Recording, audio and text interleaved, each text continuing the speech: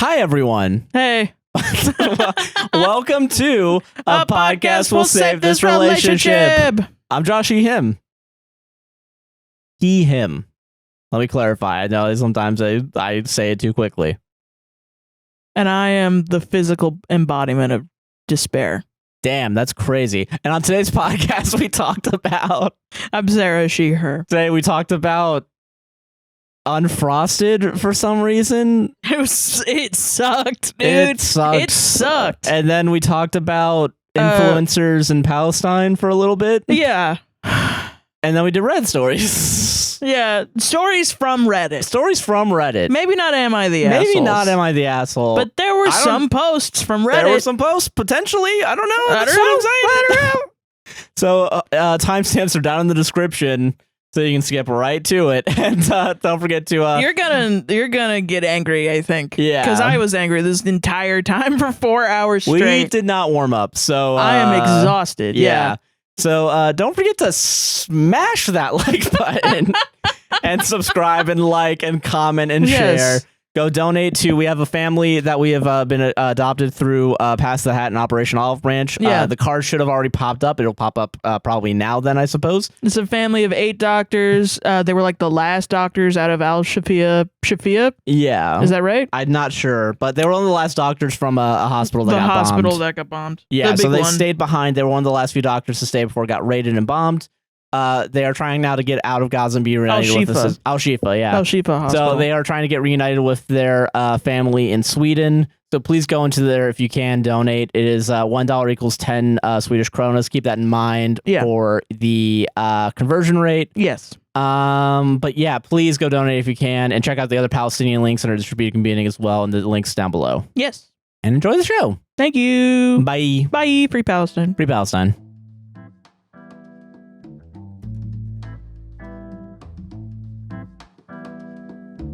You know, I have severe Jerry Seinfeld brain rot right now. Okay, did he... Okay, we gotta get into it, because I gotta know what the fuck happened about this movie. You want to start with that topic and not the... Okay, and then we'll talk about... Yeah. First of all, how are you doing, Sarah? Okay, hi, everyone. Hi, welcome. bitches. How are you doing, Sarah? That was a weird voice. Fucking, we're going with it. I don't give a shit. All right, how are you doing?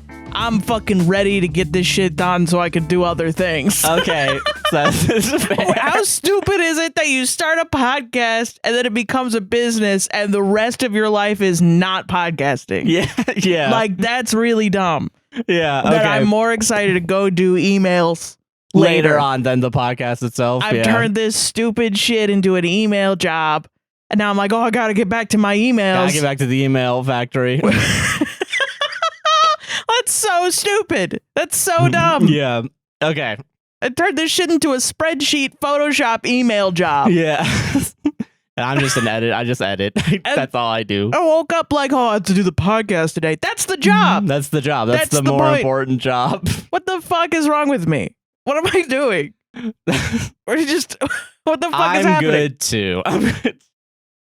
I do. Okay. Okay. So we do. I guess. Okay. We have 2 topics. I have mine and yours. Yeah. I guess we're starting with mine. Yeah. So. I mean, we usually start with yours. Yeah, that's fair. But last week we've started a new series. 2 weeks ago we started a new series called. I want to impress upon you, audience. Josh has had this series where he watches a movie and then explains it to me. In his mind for like months. Yeah, we're finally doing it. He's very excited that you guys like it a lot. Yeah, I'm surprised that people like it. Yeah. Every time, and I like that every single time we've ever said, don't watch this episode, people are like, this is going to be the best one then. People are excited, yeah. Okay. Sarah, how do you feel about comedy? Do you think it's too woke?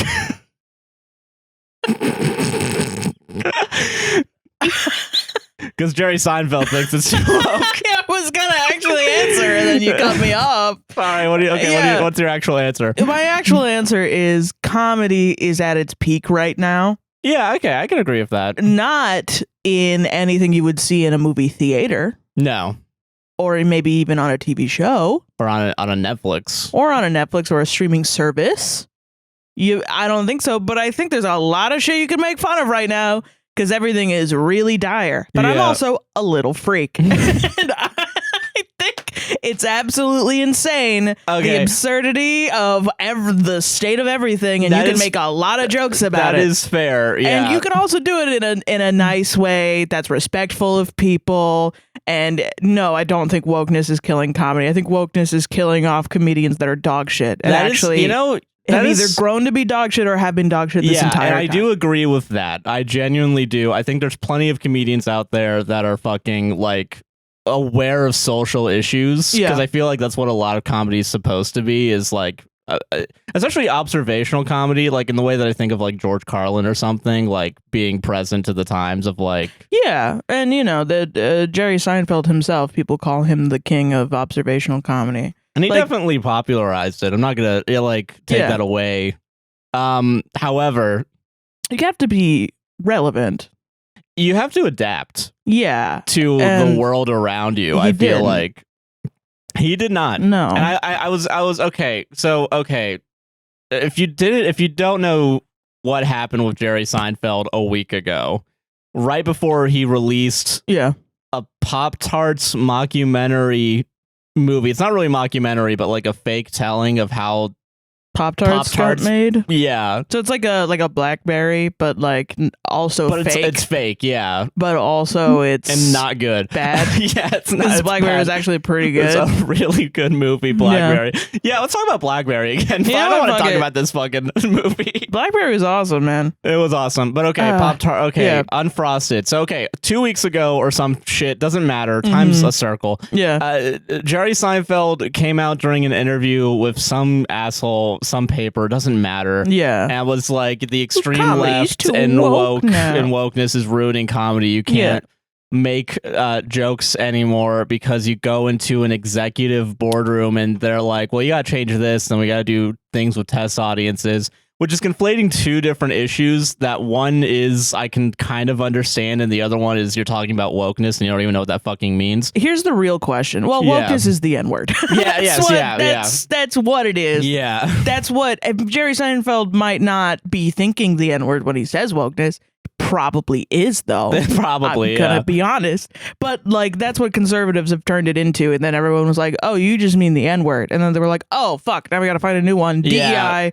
Everything's DEI now. Whatever buzzword they can use to try and scare people into, And like, listen, I know we've recently started like really going all hands on deck for Palestinian funds, which link in bio. Yeah, we'll be talking about that in a little bit. Yes, we will. We gotta trick you guys into listening to that by first talking about Unfrosted. So you also don't watch Unfrosted and give that bitch any money. Yeah. But like, I've been getting pissed off. Yeah, no, same, yeah. And I think the real question you should have started this bit out with should have been, how does it feel to... How does it feel to really consistently lose faith in every single person in entertainment that you've looked up to? That is a better... That's an overarching theme, I suppose, yeah, with this first half of the podcast. Yeah, because like, what the fuck is wrong with people? You know what I mean? And I think a large part of me is like, what is the difference between now and 2016? Because it really feels like a lot of that insane bullshit that I'm seeing people say online, and I'm being vague on purpose, is insane. And it reminds me of 2016 when people were just off their fucking rocker. Yeah. And I'm like, well, the difference now is I have a podcast. That is fair. That is the only difference. Yeah. Yeah. And I'm not in high school. And I'm not in high school, and I know more shit, and I'm an adult now. Yeah. And there's more shit to do. But okay, so... Sorry, go ahead. No, you're good. Don't worry. Yeah. So Jerry Seinfeld, he said that stupid dog shit in an article, and I think this is okay, because he made a movie. He made a movie with Netflix that I have seen, and I'm not even going to exaggerate here. Beyond this interview with Jerry Seinfeld, I've seen fucking zero press about or like advertising for. I think I've seen 2 photos and an article. And I think the photos were in the article. So I think I've only seen one article about it. Yeah. And it was Jerry Seinfeld in front of like smiling a lot and are looking old as fuck in front of like three dancers outside of a restaurant or like a Waffle House or something, and or like a diner. It looked like a diner, and then no Pop-Tart in sight. It was like movie Unfrosted, and then it was just like him in front of some people outside of a diner, and then a photo of a Pop-Tart. That's interesting. And then I was like, okay, so the movie is something to do with Pop-Tarts? Yes. And then the article title was Unfrosted Worst Box Office Opening in History. Is it also like released in theaters or something? No idea. Because I don't know why you would go and watch this. I hate Jerry Seinfeld. No, that's fair. And there's like, okay, I also want to say for the record, I think Jerry Seinfeld's been shitty about Palestine. There's another person in this movie that's been so fucking Zionist that it's really like Amy Schumer. Yes, it was Amy Schumer. Yeah, she's in this movie, and she's the fucking like fourth build or something like that too. Yeah. Okay. Before we even start, I want to talk about how. I'm happy that everyone else got a paycheck because it seemed like that's the only reason why everyone was there for a fucking because this movie has a lot of fucking comedians in it. Like I was telling you earlier, it had like Kyle and Beck. Which sucks. Yeah, it sucks that they're in it. But and also like during the movie, Kyle does not seem like he's actually into it because he's one of the I think he's Snap of Snap Crackle Pop fame. He's that guy. He's like the mascot. Okay. Hugh Grant's in this movie. But he's doing everything for his paycheck. He said that at the Willy Wonka thing. Yeah, and this one's another one for sure where he came in. Fucking Christian Slater from Mr. Robots in this fucking movie. And he's the only part that I enjoyed because it's him. It's Mr. Christian Robot. Slater, yeah. Also, I did enjoy just seeing Kyle and Beck. Yeah. And I was like, oh, it's them. And then, but even then, Kyle is secondhand to fucking Mikey Day in this movie. Oh, fuck that guy. Yeah. And there's he's the main guy, I guess, from the Snap Crackle Pop.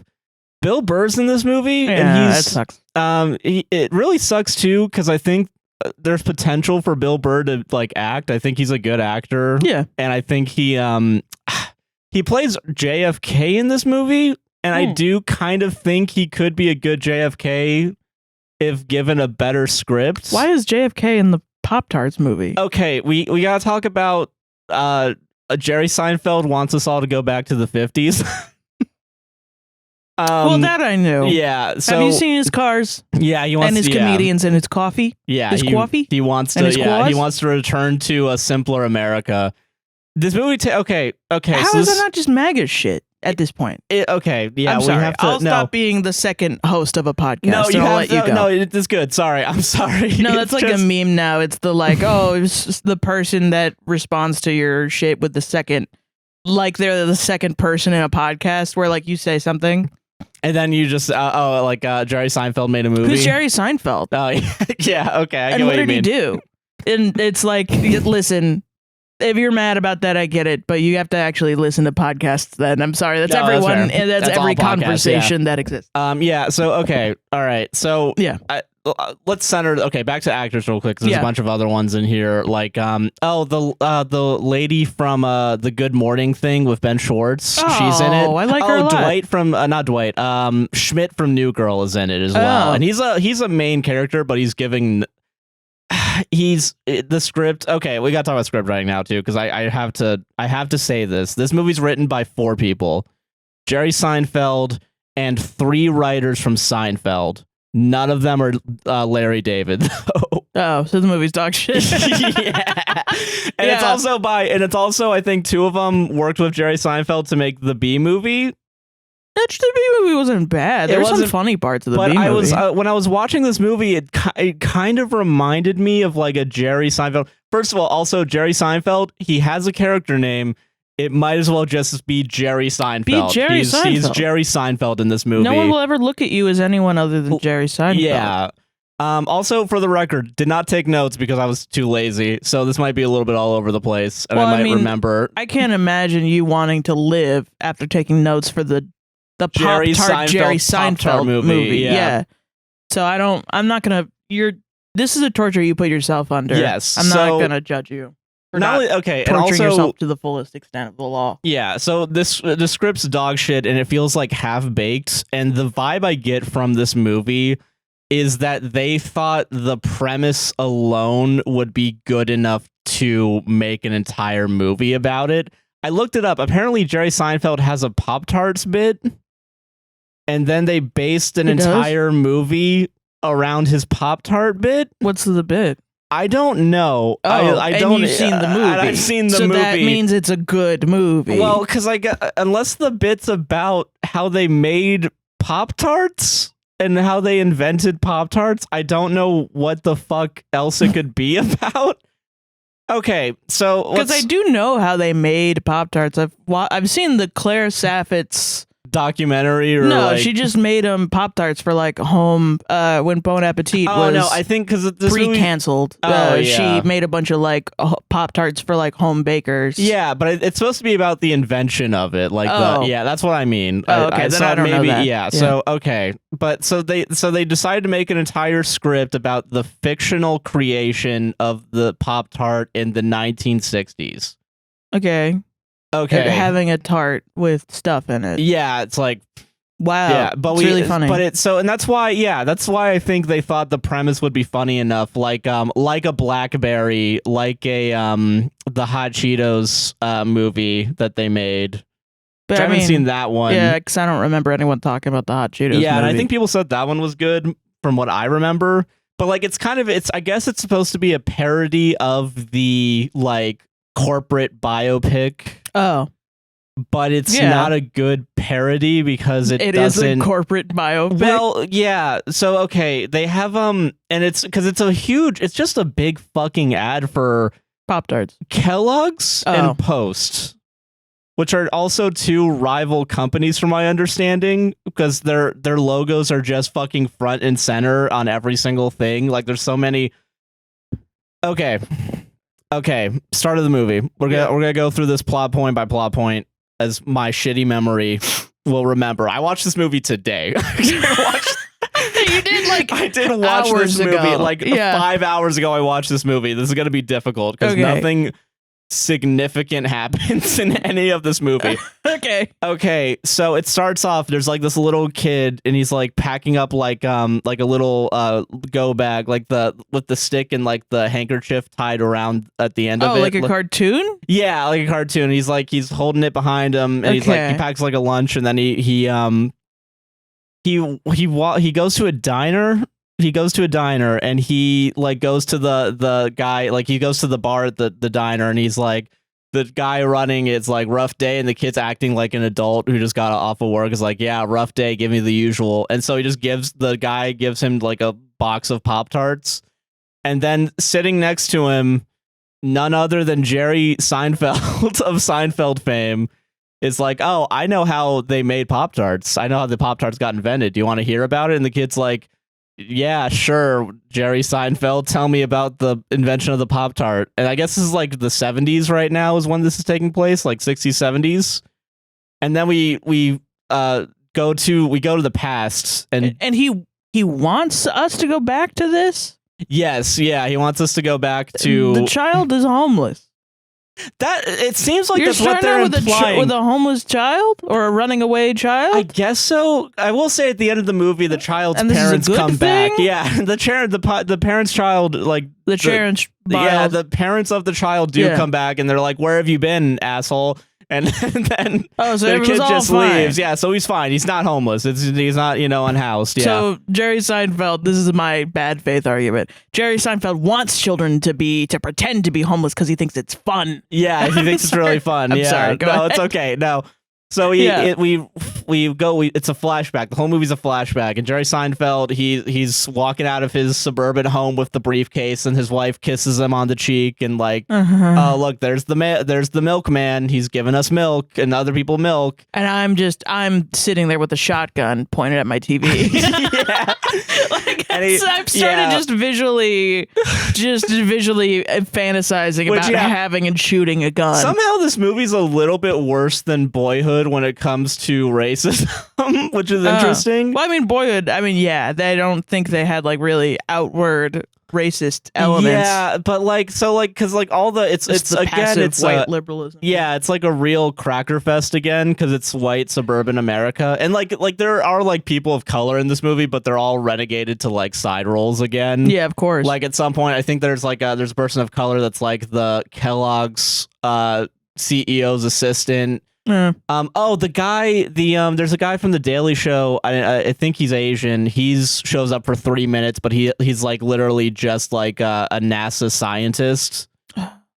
I think I know who you're talking about. But yeah, I can't think of his name right now, and it sucks too because I like him, but he only gets 3 minutes, and he's wearing the NASA suit and tie. The good thing about you talking about this first is it does kind of really get into what I want to talk about. Yeah. In my topic later. We'll put a pin in that, I guess. Yeah. But I want to bring that up now because it's just, oh God.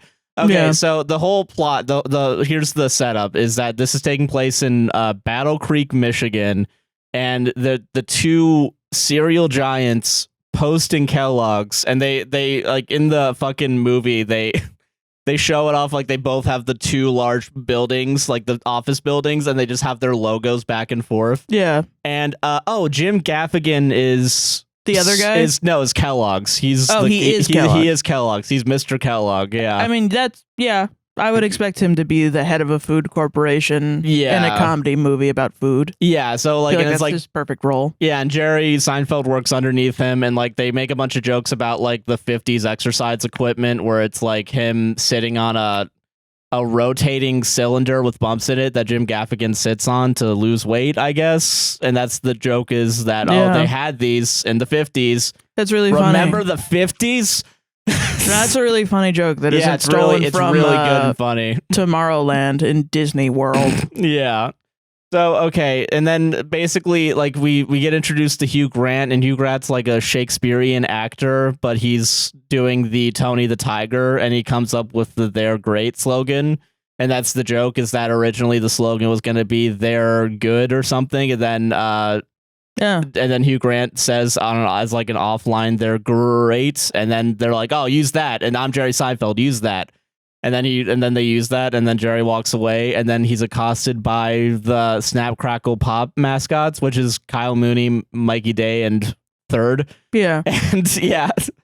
And and they're all just like making little jokes of like, "Oh, we want to get paid more." And then Jerry Seinfeld's like, "Do you want a fourth one? Do you want to split your fucking paycheck with another person?" No, that's what I thought. Get back to fucking music. Snap, Crackle, Pop. Wow. Yeah, real funny stuff. The corporate shackles. Sounds fun. Yeah, it's a really fun movie. Yeah. Great. Thank God that comedy's not being ruined by the woke in this movie. I really hope we put all these people's heads on sticks. Yeah. Jerry Seinfeld and the writers of this. Fuck you. Yeah. Also, I do want to point out, Jerry. This is his directorial debut as well. Jerry Seinfeld directed this movie, and there's a lot of shots that look like horse shit. Like it's really bad. Oh, I want to see those shots. Actually, there's when he's talking to Hugh Grant, it's like painfully obvious that he has a body double. Oh, like yeah. Yeah. Like not Hugh Grant. I think fucking Jerry Seinfeld has his own shitty body double. Yeah, and it's not even like that good. And it's a lot of boring like shot reverse shots and it's whatever. Yeah. And also like it's really like this is what I'm talking about with like thinking that your premise is good enough to half-ass it, because I do think also this movie's rated PG-13 and it's a comedy, and PG-13 comedies are so limited in what they can do. Yeah. That it's kind of like, what's the fucking point of making a PG-13 comedy? I mean, for kids. But this movie's not for kids. For a family. Yeah, but it's not for a family at all. Like it's like because like what kid's gonna enjoy a joke about the mascots needing to unionize? Like I don't know who this movie's for, because adults I don't think would find this funny. I don't think kids would understand what's going on. Yeah, it doesn't sound funny enough for adults. Yeah. So okay, then Weird. So yeah, okay. Jerry Seinfeld then like they're talking about like the difference between the Kellogg's and Post like kind of like feud. and they're really treating it like Kellogg's, and because Amy Schumer is Post, like Madam Post, I guess. Oh, and she's the heir to the Post dynasty. It doesn't fucking matter. But they're like treating it like it's almost like Game of Thrones. Like there's a lot of points where it's like, oh, it's forbidden for a Kellogg's to date a Post. And then it happens twice. And then the same joke is, oh, doesn't that make it sexier though? Doesn't it make it more hot? And it's like, what? Yeah, that wouldn't be for a child. Yeah, exactly. Yeah. Like it's really okay. Okay. Yeah, but that's later. Okay. And then Jerry Seinfeld is like driving past the Post like offices, and then like two kids jump into a dumpster for some reason, and then we have a scene where the trash collecting truck picks up the dumpster, throws them into the thing, and then the kids just walk out unscathed and then jump into another dumpster. And then Jerry Seinfeld walks up to him like, what the fuck are you kids doing? That's what's going on. And the kids are like, oh, we just like tasting the trash. One man's trash is another man's treasure. I think they say something along those lines. And they're eating like a tart with jelly on it. And Jerry Seinfeld decides to take a bite of it. And then they have the and this is supposed to be a visual joke, but like it's really like doesn't really fit. They do the zoom zoom dolly where like I don't know how to describe it. So you know that scene in Jaws where he realizes, the main guy in glasses realizes that there's sharks in the water, and like they dolly the camera, but then they change this focal length for like the lens camera, so that way it seems like it's getting more close in on him. That happens with Jerry Seinfeld because he realizes that Post has stolen their idea for a tart treat. So then they have to go to like DEFCON 1 and like fucking like it's so dumb. I'm sorry everyone. This fucking sucks. Okay, so this movie sucks so hard. No, your content is great. Okay. This sucks ass. Yeah, okay. So then like they're making I don't know what to say. Like I don't. No, it's fine because there's what do you say to this? It's the fake movie about Pop-Tarts and how they were invented. And I'm mad I can't connect into the movie to like defend it, so I don't know what the fuck to say. Yeah, like, so then it's like I was gonna say Jimmy Fallon, same difference, whatever. Jerry Seinfeld goes to Jim Gaffigan's like, oh, they stole our idea, how did they find it? And then there's like a weird like boardroom scene where they like they're trying to do a lot of like visual gags where it's like oh, we got a spy on the inside, and it's like a janitor, but they put like a 60s 8mm camera in the end of the mop, and then it's like he just brings the mop up and like puts it in Amy Schumer's face, and Amy Schumer's like, get that out of here. And then they realize, and then they also have a spy from Post that's also a janitor, and the guy comes in, is vacuuming and has an obvious camera there, and no one notices, so they all leave. And I think this is the point where Beck Bennett's there too, and he has an idea, and it's a bad idea, and everyone mocks him for it and tells him to leave. And fucking, then they're like, oh, how are we supposed to compete? Well, you know, they're spying on us, we're spying on them. And then Jerry Seinfeld is like, yeah. I know the perfect person. And then we go to NASA, and then we meet Melissa McCarthy. Of course. Yeah. Who is the like catering person for the fake moon landing like set. So this movie's implying that they're faking the moon landing. Yeah. And that because they're faking the moon landing, that has something to do with the invention of Pop-Tarts. Okay, so Jerry Seinfeld takes a fake rover and drives it around. It's like, oh, I can't believe they put they leave the keys in this, and then hold for applause. And then he's like, we need you to come back to Kellogg's to make Pop-Tarts instead of working for NASA. And she's like, okay. And then they drive away. I think is that a thing that happened? Like, actually? Like, someone left NASA to go make Pop-Tarts? I don't think so. There's only one point in the movie where they put parentheses actually true. And I don't, because I think everything in this movie is fucking fictional. Okay. So, okay, then they hold a press out. Oh, okay. Also, there's Walter Cronkite in this. Okay, so Walter Cronkite comes in every once in a while, like 3 times to report on what's going on. And do you think Jerry Seinfeld goes to these people's houses and puts a gun to their fucking head? Because Larry King. Oh yeah, he was in the Bee movie. Oh yeah, he was. Do you think he like shows up in their house and is like points a fucking gun at their face and is like, Jerry "You're gonna be in my fucking movie"? I think so. I have to have like there's a lot of like TV random on little roles. Yeah, it's not even like him. It's some other guy. I don't even think I recognized who it was. Because like Adam Sandler, his movies suck dog shit, right? But like at least he calls up his friends and is like, yeah, "Hey, let's go on vacation." Yeah, and we're gonna do it. Which I was thinking a lot about Adam Sandler too, because this is like the second time I can think of like Netflix giving a lot of money to a comedian to make movies for the platform. Yeah, but this one has a very weird like it feels like, you know, credit to Adam Sandler. Can't believe I'm saying that. How insane is that? He's at least scamming Netflix to go on vacation. Yeah, that's cool. Jerry Seinfeld, I think, believed in this movie. And that's a crime in and of itself, honestly. Yeah, so then there's like a press conference with Jerry Seinfeld, Melissa McCarthy. This is also like another one where they bring in a bunch of random celebrities. Like James Marsden's in there. Bobby Moynihan's there as James Marsden's supposedly Jack something. He was like the fitness guy from the 50s. If I said his name, you'd recognize it. But he's like a fitness guy, like the main guy from the 50s that was fitness. Fitness guy from the 50s, I wouldn't know.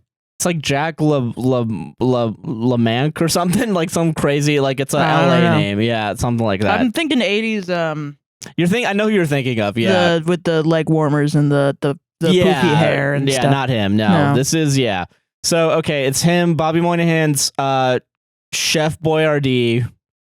And there's another. Do you know Tom Lennon? I think is his name. He's the comedian. He was on Reno 911. He's the guy with the really short shorts. Oh, no, I don't know. So he's here as a German. Okay. And it's heavily implied that he's a Nazi that fled Germany and is now working with Kellogg's to create Pop-Tarts in the same way that we took Nazis to get us to the moon. And they only bring this up like 3 times in the movie. Like, there's a reporter like, "Where were you in the 40s?" And he's like, "Oh, I'll never tell." And everyone laughs. And then like he's like, "No, seriously, I'll never tell." Fun. And then like a minute later, she's like, "Wait, I was serious about the question. What the fuck is?" No, that's this is a fun movie. Yeah, that's really fun. And there's that's like funny. 2. Oh God. Kenneth from 30 Rock's in this too as the guy, the Schwinn bicycles, like the guy that makes those. Oh. Okay. Yeah, so he's like a bike guy, and then there's another guy that's like casting wise, it seems like like you would think Jim Gaffigan is the CEO of Kellogg's, and you would think that guy is a bike. Kenneth from 30 Rock is a bike guy, and you'd think that Bobby Moynihan is could be Chef Boyardee. Yeah, and also he actually I think he does Italian gibberish every time he shows up. He just speaks in that language, like a fake Italian. I think Bobby Moynihan. Yeah. Okay. I don't know. That's not an important detail, I guess, but whatever. It doesn't fucking matter. And then they're announcing it. There's a lot of like little like gags, I guess, like randomly inserted. I can't remember any of them, but they're always jarring because it's just kind of like, why the fuck are we doing this? Yeah. And I think there's a couple around this time, but it doesn't matter. So then they like get like a lab, like an underground lab, like in Breaking Bad. Almost, where it's like, okay, we're gonna make you all just go crazy. Oh, they also get like a supercomputer from IBM, and I guess the joke is supposed to be like the computer's unhinged, and like it doesn't. Who cares? Okay, so they start researching it, and they don't know how to make fucking food because none of these people know how to make food, but only like the German and Bobby Moynihan, they kind of have they're like buddies. Oh, okay. For some reason, so they make a ravioli. Is it like World War II Germans and Italians? If that was the joke they were going for, it wasn't clear, but it could be. So they like make like I guess this is important. They make a ravioli with like sea monkeys inside the raviolis, and that's apparently enough to eventually give that ravioli sentience. Like they keep it, and then like at some point there's the fifth guy that I can't remember because none of this fucking matters. They put the ravioli in a fish tank and it starts swimming around, and one guy like accidentally scares it and it like goes into the vents of the Kellogg's factory, I guess. And this is the part where it says actually happened, actually real. actually real. Yeah. This is totally real. Totally everybody. Real. Yeah, there's ravioli creatures at the They're Kellogg's. coming to get you. They learned how to use knives. Yeah, I'll tell you one thing. This movie does not make you want to have a Kellogg's branded product. Well, isn't Kellogg's the people that try to brand cereal for dinner? Yes. Yeah, they were. Yeah.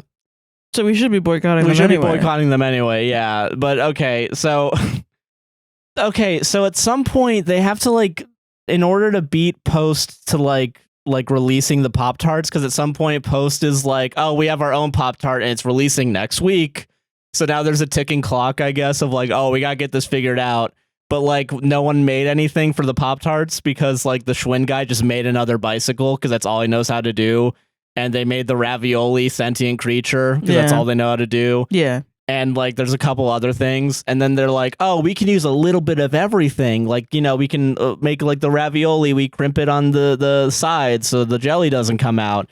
And then the running gag is always they rotate the chalkboard and it's just a rectangle with dots in it because that's the Pop-Tart, like how it's gonna look. And it's going to come up like 2 or 3 more times because everything in this movie has to happen 2 or 3 times because that's the rule of threes. Okay. They got AJR syndrome. They got AJR fucking syndrome. They made the same goddamn album 14 fucking times. Fucking repeating fucking yourself, annoying. you fucking So idiots. They have like a scene where so Christian Slater finally shows up as the milkman and he's like threatening Jerry Seinfeld because they're making a product that doesn't require milk to be enjoyed. So he's like kind of coming up like, yeah, milk makes you strong, but it makes your bones strong. You know, without milk, your bones will break. Oh, okay. Yeah, and then that's happening. And then at some point they try to like Oh, is that foreshadowing? Not really. Oh. No. Okay. Well, because no one's bones break, because why would we? There's only one death in this movie, and we'll get to that. But okay, so I'm upset about that. Yeah, so they go to like Florida or something, and they treat this next scene like so they want to buy all the sugar, right? They want to buy all the sugar to like get Post to stop producing things, to stop them from also releasing the Pop-Tart in a week. So how would you write this? This is a comedy scene, you know, sugar. Oh, it's white and powdery. We're gonna treat the sugar supplier as a Puerto Rican drug lord that is ruthless. Oh, Tony McHale shows up too. The Buster from Arrested Development. He's like a ventriloquist. Aww. And he's supposed to hey Fox, what's up? Well, I can't believe you're in here right now. How did you get in? I guess we left her in here. Fuck. Whatever. See if I can grab her. Hold on. Yeah, see if you can grab her. Nope, she's running. Okay. She's running immediately. Thank you for giving me a little break though, Fox. I yeah, needed thanks, that. Fox. Do you want to keep going? Or? Yeah, fuck it. Let's keep going until she starts scratching at the door to leave because I know she wants to leave. She wants to leave. Okay, right now, yeah. Thank Christ. He's like, Fox was like, this was boring. It's not Josh's fault. It's the movie's fault. I must leave. Parents. Okay, well. Okay, so. Okay. Okay, all right. So Tony McHale shows up the ventriloquist, and he's not able to entertain the drug lord that's not really a drug lord because he sells sugar. And he's like, oh, you're good. Get him out of here. And then we hear a gunshot off screen. And it's like, oh, fuck, they killed Tony McHale. Foreshadowing, spoiler, doesn't happen. Yeah. So then it's like, oh, can we just buy all your sugar? And then they're like, well, it's going to be expensive. Okay, we'll buy it. And then they just leave. And then Tony McHale's like, they shot the ventriloquist dummy that Tony McHale had. And he's like crying about it. And then Jerry Seinfeld's like, wow, he commits to the bit. What a funny joke that I wrote in this movie. And then moves on. And then, okay. And then so they Post stops producing cereal, but they need sugar. So they go to the Russians, and then Hank from Breaking Bad is the general like that's in charge of it. and it's basically, and they're like, oh, we'll make Russian branded cereal, like vodka flakes, whatever, doesn't matter, right? Because Russians equal vodka. Yeah, and then ha ha ha, that's good. And then isn't it great that this isn't woke? So okay, yeah, so much. Imagine if it was woke. Yeah, if it was woke, it wouldn't be funny. Dog shit. But because it's not woke, it's super funny. It's so funny. So okay, and then Hank from Breaking Bad in a gibberish Russian, and they say it's not Russian. It's very obviously not Russian, and there's a translator there, and basically like, yeah, we'll give you sugar if you fuck him. And then I guess Amy Schumer's like, okay, I'll do it. And then we cut back, and then they're like, oh, okay. So at some point, the milkmen are also treated like mobsters. So they like Christian Slater comes back and knocks Jerry Seinfeld out with expired milk. And then the Peter Dinklage shows up as the head milkman, and he's like, don't you, you fucking asshole, you don't fuck with us. And then they have a scene where he has to run through like cows like shitting, I guess, and then like there's like an elongated scene where Jerry Seinfeld has to wash the sin off of him by fucking just showering, and like it's fucking, oh god, there's so many. This fucking sucks. It really sucks. It sucks so much. I hate this. I think I hate this film more than Boyhood. You know, Boyhood at least was boring. This is like actively an assault on my brain.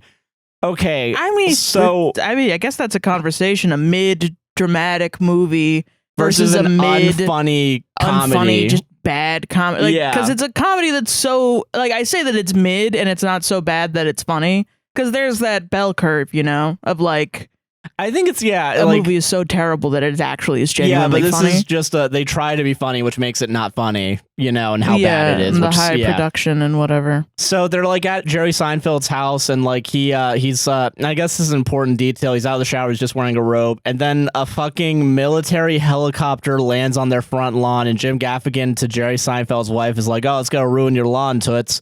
And then fucking. So is the overarching joke is that Jerry Seinfeld is telling this story to this child to make himself seem cool by inflating what happened?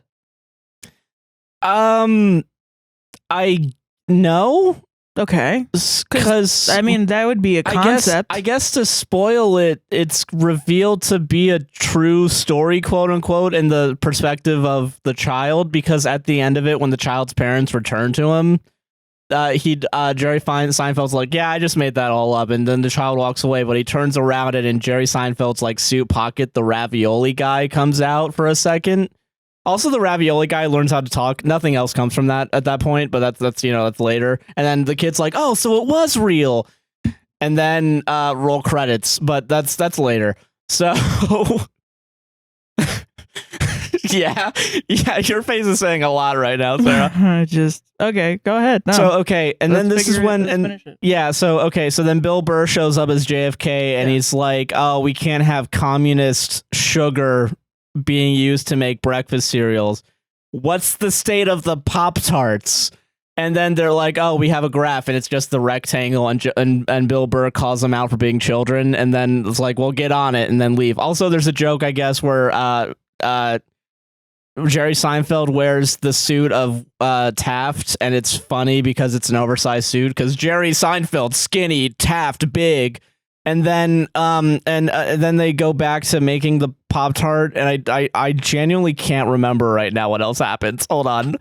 Wait, I'm actually at a loss for words. 3 hours Hold ago. On. So, wait, okay. That's terrible. Okay, something has to have happened. Hold on. This is pretty bad shit. Okay, I think they finally... Oh, okay, so then they have a scene where... I don't give a fuck what happens with Post, by the way, in this movie. It doesn't matter. Like, there's also at some point, like, it's implied that Jim Gaffigan and Amy Schumer are having, like, an affair, but, like, they're not, like, forbidden love, or whatever. It doesn't fucking matter. And I think Amy Schumer finds out about the ravioli and tries to use it against Kellogg's, and nothing comes of it, because it's fucking stupid, and nothing matters. Yeah. God, I really want to enjoy films. I really just want to enjoy escaping and enjoying movies. And you guys just gotta stop making such shitty fucking movies. I hate it so much.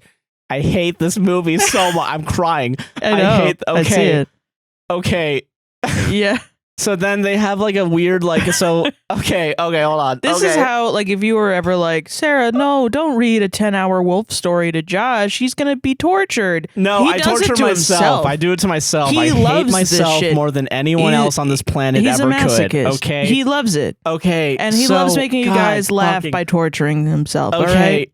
So they have a scene. Just eat your content and shut up. And yeah. So they have a scene where it's like they're trying to test like nuclear bombs, and I guess they have a joke where it's like, we're gonna have all the mannequins or whatever like they did in the 50s with nukes, and then we're gonna give them all cigarettes because everyone smoked in the 50s, and Jerry Seinfeld wants us all to go back to the 50s. Keep that in mind. That's what he wants. With the nukes and even smoking. though they're trying to make fun of it, also I guess Melissa McCarthy's supposed to be like the woke character, but like no one takes her seriously. It doesn't matter. She's not even woke. She's just a woman, and no one's talking to her as if she's a woman. They're like every single time that like the Kellogg's people, like JFK is like, "What are you fellas at Kellogg's doing?" And Melissa McCarthy goes like, "I'm not a fella," and then she's like, "Oh, never mind," because like she gets beaten into submission of just be funny. Yeah, it's fun, funny stuff. Okay. Good stuff. Good funny stuff, man. Yeah, we're having fun.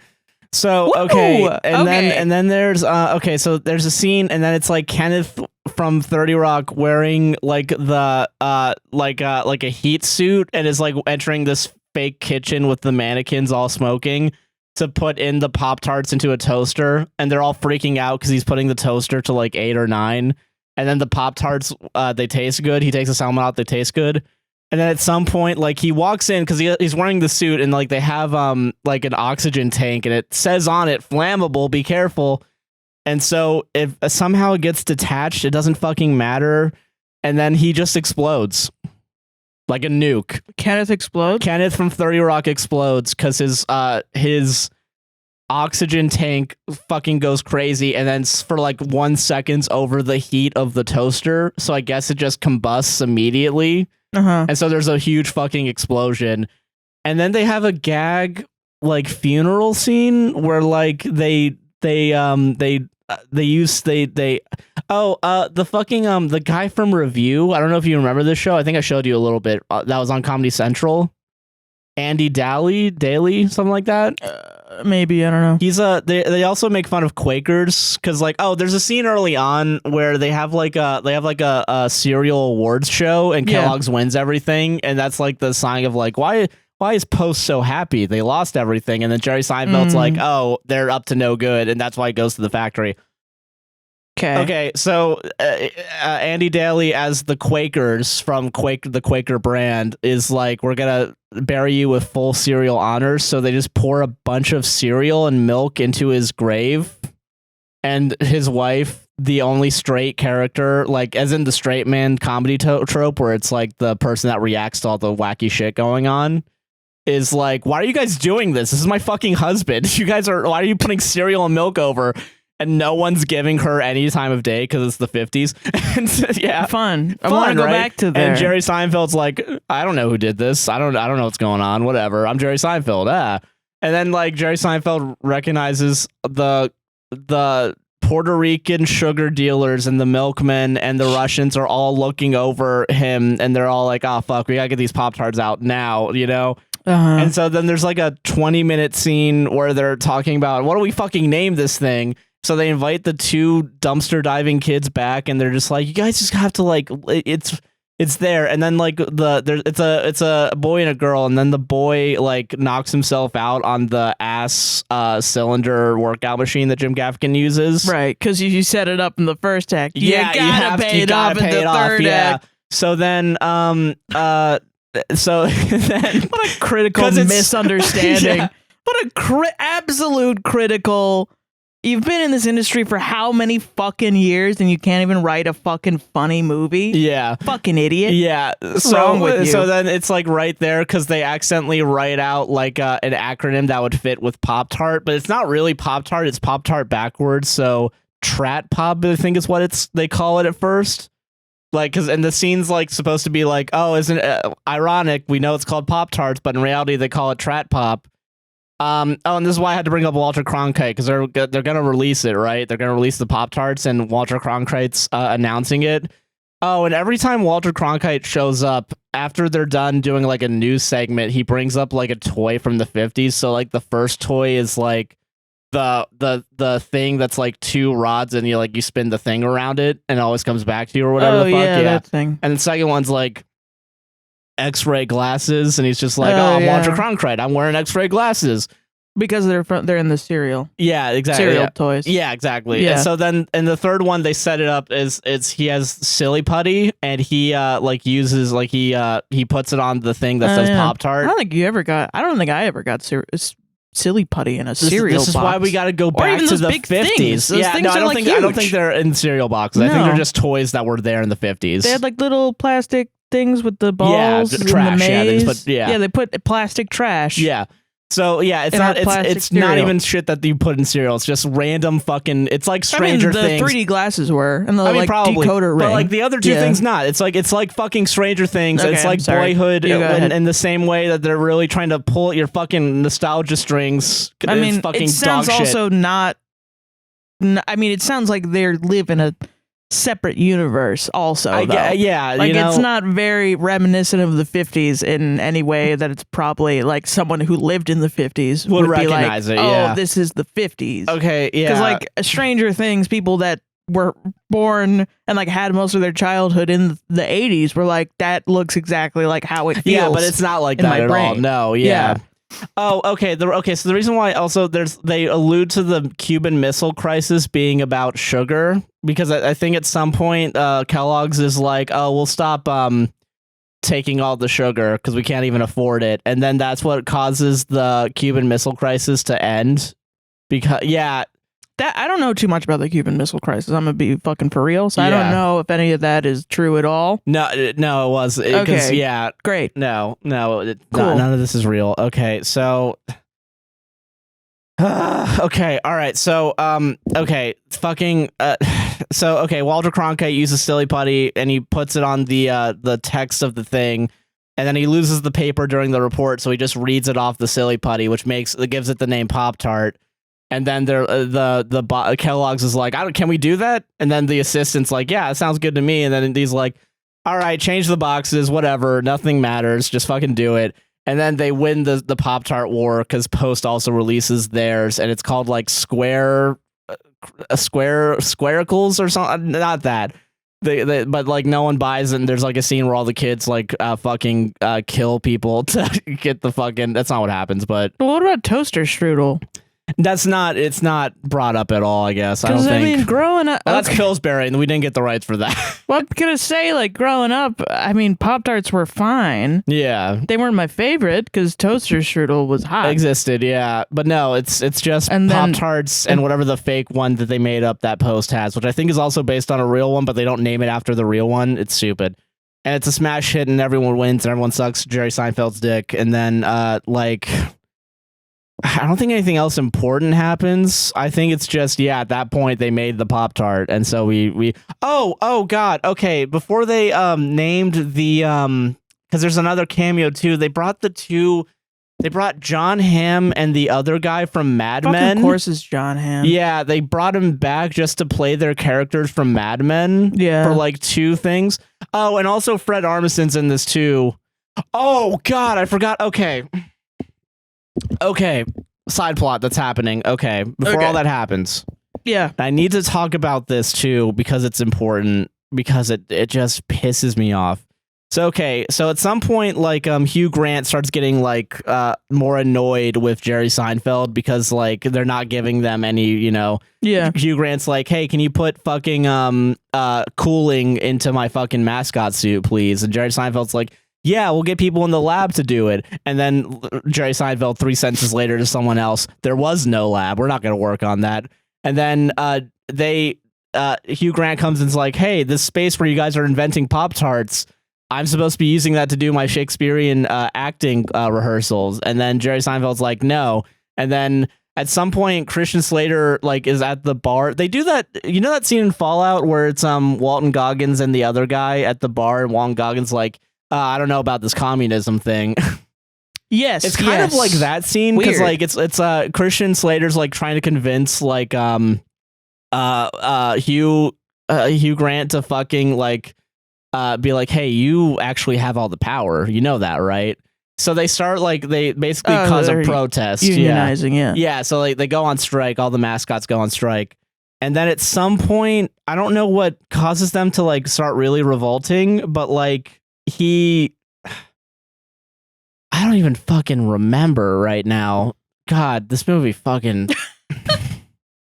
I'll say it is funny seeing you get more and more exasperated. Hopefully I'm being funny too. I'm really mad in general. Yeah. And then hearing this, I'll give my analysis afterwards, but like, you know. Yeah. So, wow. Okay. So at some point, like they're also set up because you have to set it up in the first act. So right. You gotta pay it off. Kellogg's is like, oh, we doubled our security force. There's only 2 people now. Yeah. You know, ha ha ha ha.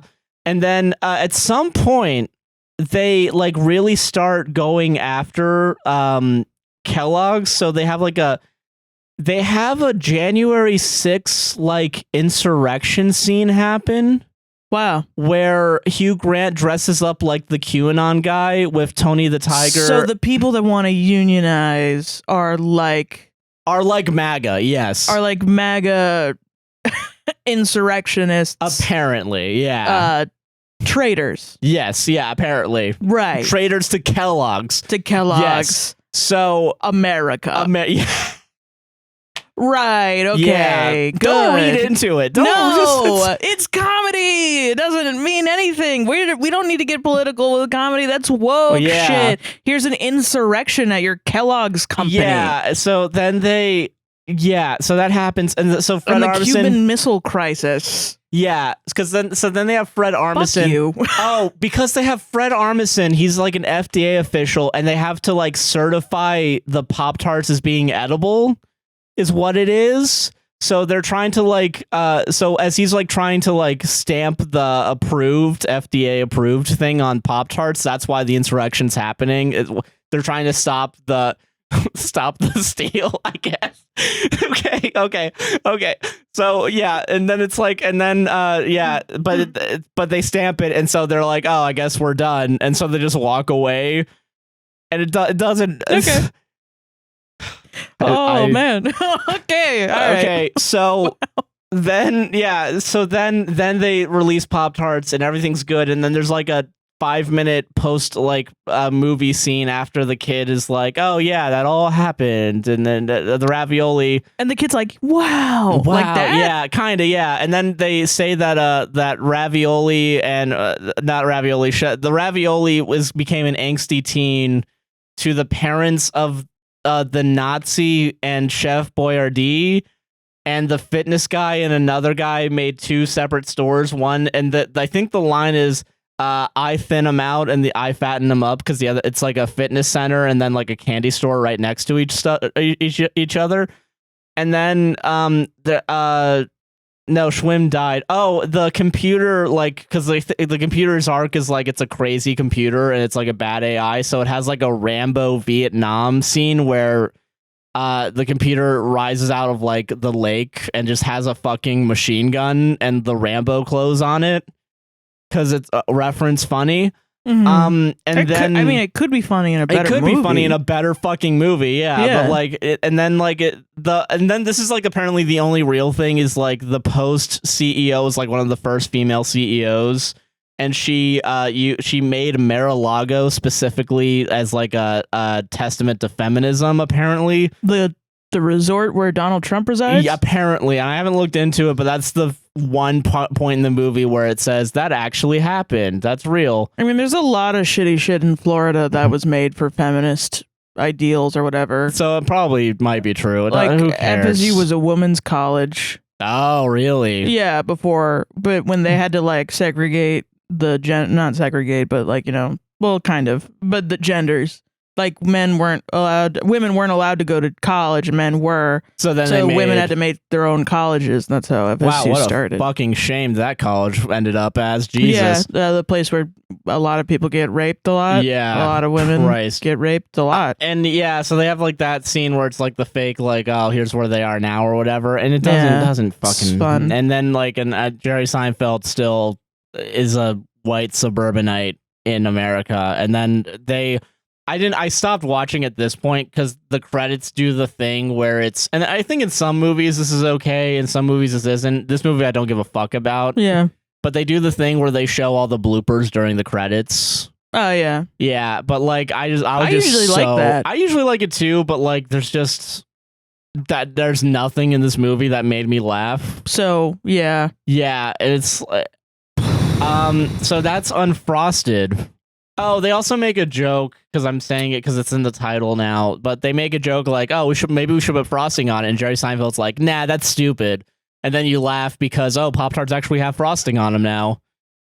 Isn't that funny? Isn't that fucking funny? I mean, it sucks, because I did used to think that, like, I watched comedians in cars getting coffee, and I liked Jerry Seinfeld, and I watched a lot of Seinfeld. Like I've said before, I'm a sitcom girly. Yeah. Like, I grew up watching a lot of this shit, and I watched a lot of Seinfeld, laughed at a lot of it. There's a lot of Seinfeld jokes that I still think of and I think are funny as fuck. And I feel like you and I wouldn't call ourselves comedians. We'd call ourselves comedy fans first. Yeah. You know, like we both are very into comedy and grew up with a lot of we both idolized Louis C.K. before he was outed as a fucking terrible person. Yeah, right. And a lot of other comedians in that way, you know, like my solo podcast that I'm trying to get back to, but have been saddled by because of a lot of other work. Yeah. Was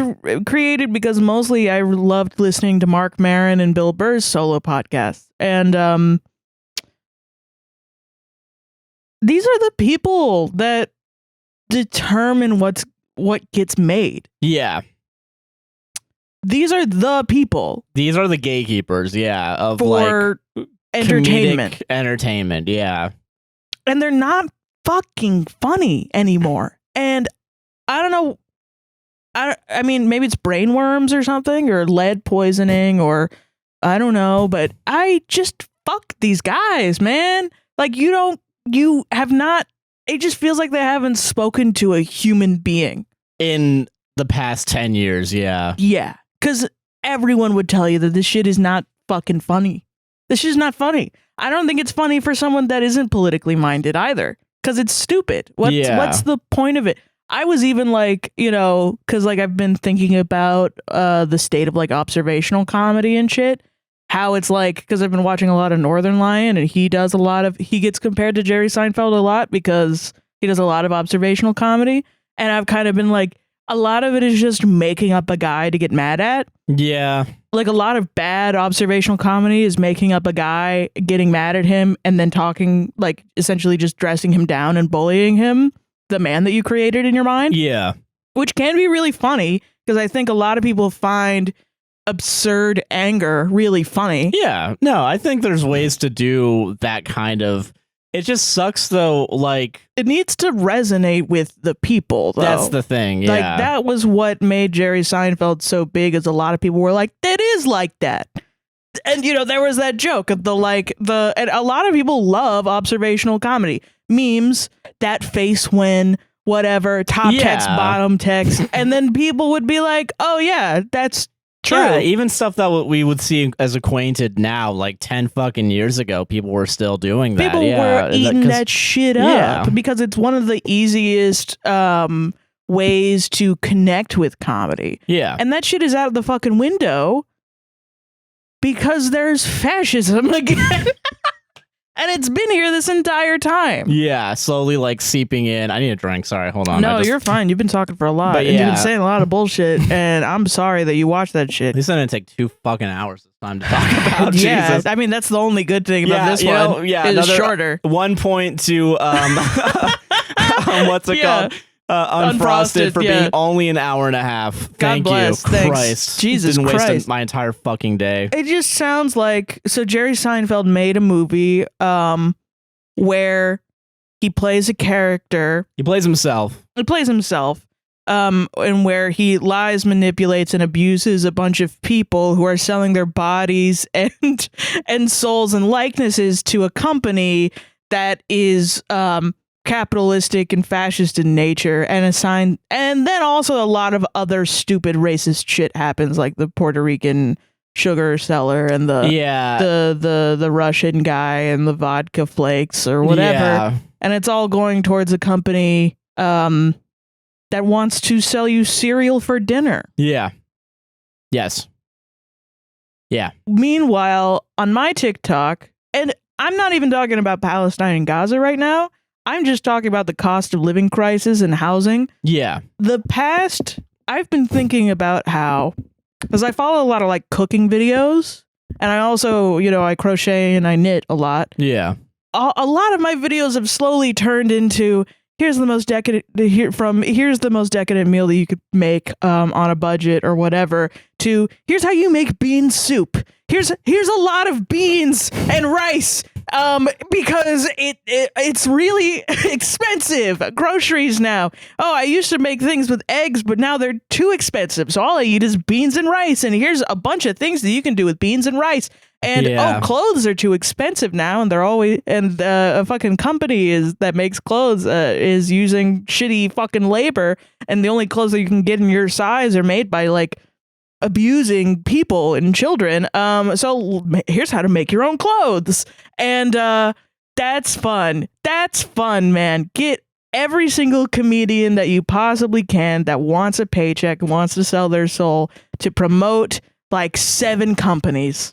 Yeah, that's what I want to do. That's what I want to spend $20 at my AMC theater. That's really fun and cool. That's what I want to fucking see. I can't believe that you said that this movie was out in theaters, because I don't. Why would anyone fucking watch it? Let me see if it is actually. Because it's a Netflix movie too. Like it's there. I just saw that it was like it's the worst opening. Do you think it's gonna? Ever. Do you think it's gonna?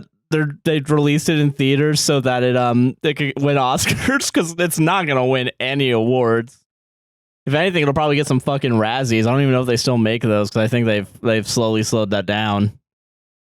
God. Unfrosted. Yeah, is it in theaters? Can we go to 5.6 on IMDb? That is too high. Yeah, upcoming film. Yeah, okay. I'm gonna amend my thoughts on Boyhood too, real quick. Yeah, because at least Boyhood, like I think it has a lot of flaws. It has more flaws about the human experience, in my opinion. However, I do get now, at least some people can take something away from it. I don't know what you would take away from this movie. I genuinely don't know. I think other than, the only thing I'm seeing is that it had a movie release at an Egyptian theater in Hollywood. Because they probably, and then Netflix, whatever. It's just on Netflix. Did Netflix buy it? I wonder if that's a thing where like they made the movie already. The movie's already made, and then they're trying to figure out how do we? Because I guess maybe no one. Oh my god, maybe that's why he had his fucking woke, shitty like response. Because maybe you couldn't sell the movie because it's dog shit. But I mean, like, I don't know how these comedians have this take anymore. Because like. It feels like you're not really talking to human beings. Like I live in Florida. Yeah. I could go outside and talk to a guy in line at the Wendy's, and he will say the most insane racist shit I've ever heard in my life. Yeah. And you think those guys don't want racism in their movies? They would love to see racism. They would love to see really hardcore racism a lot. Like, why are you saying that this shit is unpopular? It's unpopular because it's bad. It's bad at being racist and funny. There's a way to do that. And a lot of people do that. And a lot of people fucking defend their racism. And they still exist and have fucking shit. I will say like it's very different, especially like it's interesting to me now because like seeing like every like comedians that I actually think I do respect, and like I will say like Jon Stewart I think early on with Palestine was shitty. I think he's changing around though because of shit that's going on now. Well, yeah, I mean, but, like, you mean like when he came back to the Daily Show this year? Early on, like we stopped watching it after like 3 episodes or something. Because it was a little too centrist, a little too sidesy. But now it seems like he's finally fucking woken up. God damn it! Yeah, but like even like when he responded to Jerry Seinfeld saying like, I think in the past 20 years I've not been allowed to say 2 words. That's fine. That's more than okay. You know? Yeah, that's absolutely. And I think like Rob McElhenney, I can't say his last name. McElhenney. Yeah, like because like fucking like. Another thing too is that like the idea of like you can't be offensive is so stupid. Like when It's Always Sunny is producing some of the best episodes. Dude, I was just watching like it was like a compilation of the best line deliveries from Always Sunny, and I was shocked how many were like the most recent season. Yeah, because there's They're lot still of funny. Yeah, it's actually crazy. Funny. Yeah. There's the like, oh, aren't you? Well, what are you doing now? You're 40. And then Dennis is like, we're the same age. It's so good, man. What the fuck? That shit is awesome. Yeah, like, I don't know. I feel like you can have like a quote unquote edgy sense of humor. Because, okay, what philosophizing about comedy, because I think that's what I guess this segment's now about is like we have what's bad funny media, what's funny, what's not the funny. point of doing something, right? Yeah. And I guess like with comedy, like it's always about punching, right? It's like, who are you punching? Who are you targeting your joke towards? I don't even really think that. Like, I mean, if you really think you can't be funny without being offensive, you've never heard of Joe Pera. Yeah, no, I think there's plenty of ways to like not be offensive. You just don't do comedy. Yeah, you bully people. You're not trying. Yeah. And that's what it sucks because it pisses me off, I think, more than the average person. I think a lot of people are pissed off about it too when they hear that because they know it's a cop out. But like for me, it pisses me off because a lot of people assume now, because comedy has become synonymous with being mean. Yeah. That when you're laughing at something or a situation or whatever, at the absurdity of the situation, people think you're making fun of them.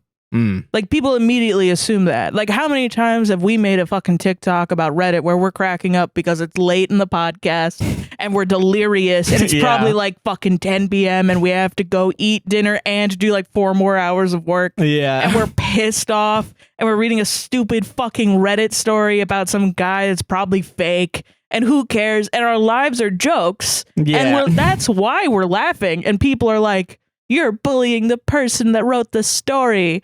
I'm like, no, you just don't know what the fuck is going on. And you assume that whenever anyone is laughing at something, that they're making fun of that. And no, that's not true. There's more nuance to it. There's more situations going on than what you see in a fucking 3-minute TikTok. There's a lot of different contexts, yeah. But you're inundated, and it's not your fault. You're inundated with a bunch of fucking charlatans that pretend to be high up on their stupid fucking high horse, who haven't practiced their craft in years, are not good at it anymore, but have so much fucking power and money that if someone says no to them, they might as well go kill themselves. Because, like, why not?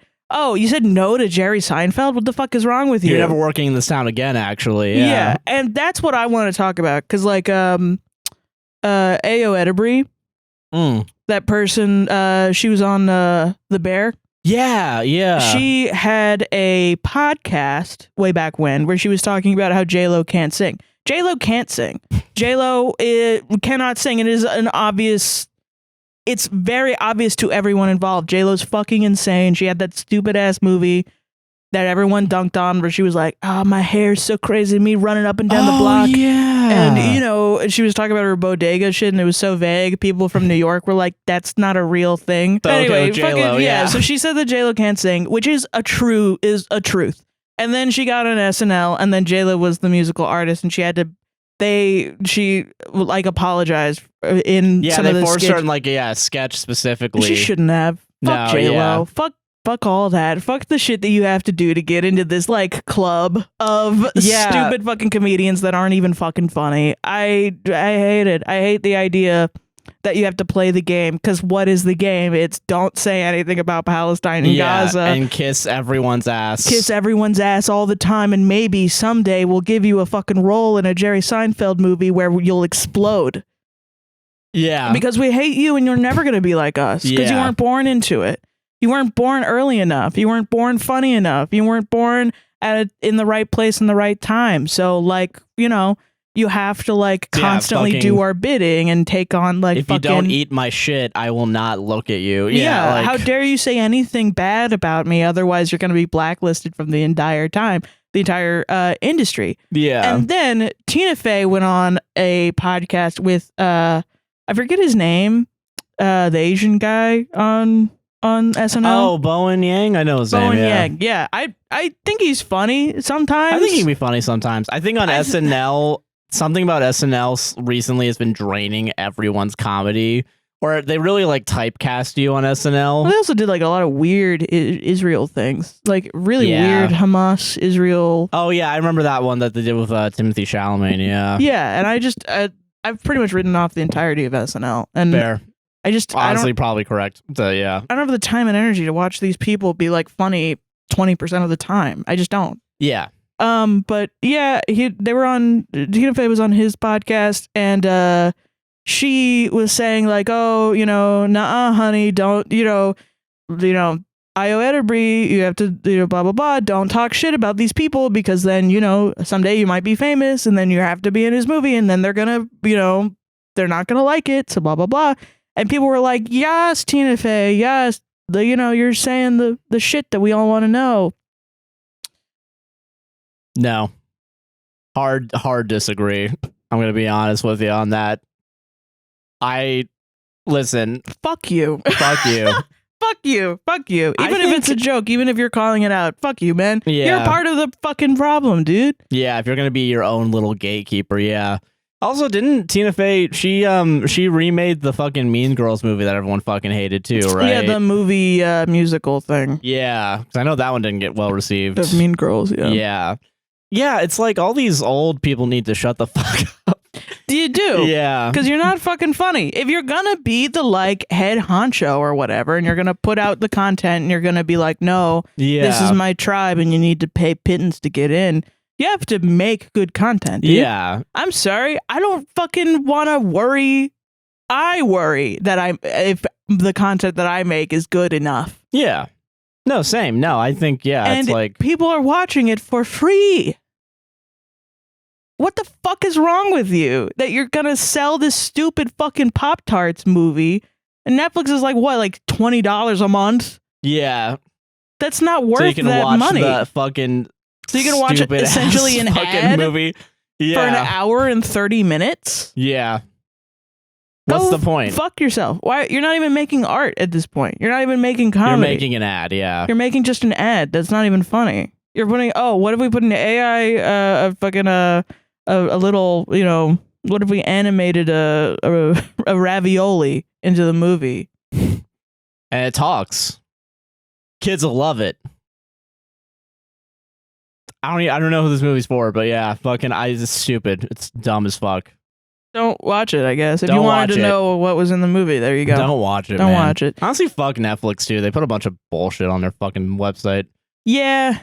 And knowing, like, with all their... I've only ever really watched... We should not pay for Netflix anymore. Yeah, honestly, you probably cancel it after this shit. No. High key, like... every time someone's like, oh, there's a new Netflix thing, Love is Blind, whatever, and then finding out that all the Love is Blind people are essentially like starved and they don't get any water. Yeah, no, yeah, we have to keep pumping drinks into them so they're more talkative, and yeah, it's not good. Yeah, fuck this. Just fuck this whole thing. What's the point of like... Yeah. And this is at a moment where, like, you know, we recorded the last podcast on Monday, May 7th. Yeah. And that night after that, Israel invaded Rafah, the last safe place in Palestine. Yeah. And immediately after, we were like, we have to get our heads out of our asses. Like, we talk about Palestine every week, right? But it's only ever like us being like, okay, is the links in the description, go down there and look at the shit. Yeah.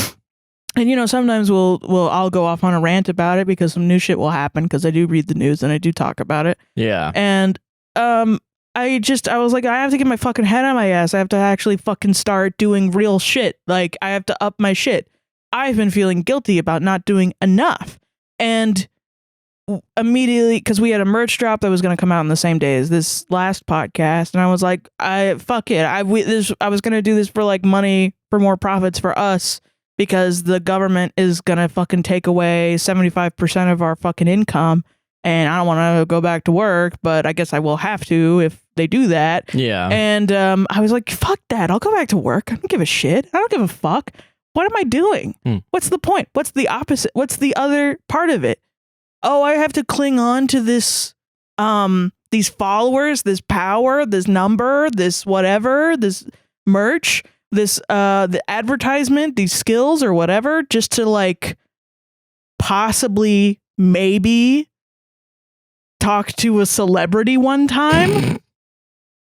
Or maybe get into film or TV or write a book or whatever. Yeah. I just don't fucking care. I don't want to do that, actually. Yeah. What's the point of that? What's the point if I can't fucking stand up for what's right? Yeah, exactly. No, I get that. The shit is going away. And then, like, seeing how many people are just being, like, absolutely dog shit. Like, how many celebrities because I had no idea the Met Gala was going on either. Yeah, no, I didn't know about that either. I think I saw it on TikTok and I was like, I don't fucking care about the Met. Why does anyone care give about the Met Gala? Why is TikTok trying to like fucking force this down my throat right now? Yeah. And then I think a lot of people are fucking pissed off about that in general. I mean, the Met Gala in general, but I think just ads. Just seeing ads. Yeah. Because it's not only are people you know, they don't have money. Like, Americans don't fucking have just like extra income to throw around. Yeah. But still, they're finding out ways to fucking donate to needy families in Palestine. And I hate having to ask people for, like, I hate having to ask followers for money. I wish I could fucking spend, like, I had all of the income that I possibly can to give to families, but this entire week I've been overdrawn $60, and so have you. Yeah. And we literally don't. So we are trying to figure out how to fucking give money to people in Palestine. Yeah, and like we got reached out I guess I feel like their handle is howdy howdy all on TikTok, and we're mutuals with them. We've been mutuals with them for a long time, and they're awesome. And like basically very little communication like with most of our mutuals. Yeah, we don't like chat with. We really don't. We're not really on TikTok on our actual like handle, APWSTR handle that often. Like, I don't really go on there because a lot of times when I do, it's people stealing our videos and calling me fat. Yeah, and for my mental health, I didn't do that. So like we don't really have a lot of connections, but they reached out to all their mutuals, and I'm saying they because I don't know officially what their pronouns are. I'm sorry, but reached out to us and was like, hey, there's this operation going on, the Pass the Hat thing, and that happened. I think Wednesday or maybe even Tuesday or something like that. I know it's happened so fast, but like, because I followed Aaron, but the videos that I've seen from Aaron were only the person that Aaron Hadimer, the comedian, that is on TikTok, that's been consistently reaching out with families and stuff. And I follow a lot of other people that are pro-Palestine, like Ziggy and Rinstar and Imani with Crutches and Spice. And like, I followed their coverage of it and their takes on it too, because and I also want to shout them out too, because a lot of people are speaking up now, specifically because Aaron has reached out to them. Yeah. And I think it is fucked up that a bunch of people only now started caring because a white woman told them to. Yeah. And I think us included. If you're mad at us for like not doing Operation Olive Branch sooner, yeah, I get it, man. Yeah, I get it. Yeah, or even we could have, because we didn't know that we could just sign a form and follow. I didn't know about that, even though I had followed Aaron. I didn't know. I only saw her her talk about families that she had personally contacted, and I thought it was like they had DM'd her or something. No, yeah, I feel that. And I thought Operation Olive Branch was like going into larger YouTubers or TikTokers like Elise Myers and commenting about Palestine. But I think that's like a different operation. I don't know. Yeah. But, you know, we could have been reposting Palestinian content before. Yeah. And it truly was just like fucking just internal selfishness, man. Like I just was constantly worried about my own mental health for the past 6 months and just worried about myself. And now starting to do this, I've realized how selfish that shit is. Yeah, and I get it too, and it definitely feels like, and I think you and I both didn't really know what to do on TikTok specifically. Yeah, which was the best way to do it with. Yeah, because I think it really sucks too when because during this like cost of living crisis, I think you and I can both agree we've been feeling it as well. Oh yeah, and like only recently have we been even getting to a point where we might be able to make extra money above what we need to like actually live. Yeah. And it sucks too. Like, I don't know. It sucks. Like, you're right. It is selfish, and I do feel tremendous, like, shitty. Like, I feel really fucking shitty about it. Me too, man. But that's the thing. Like, people aren't even mad at us.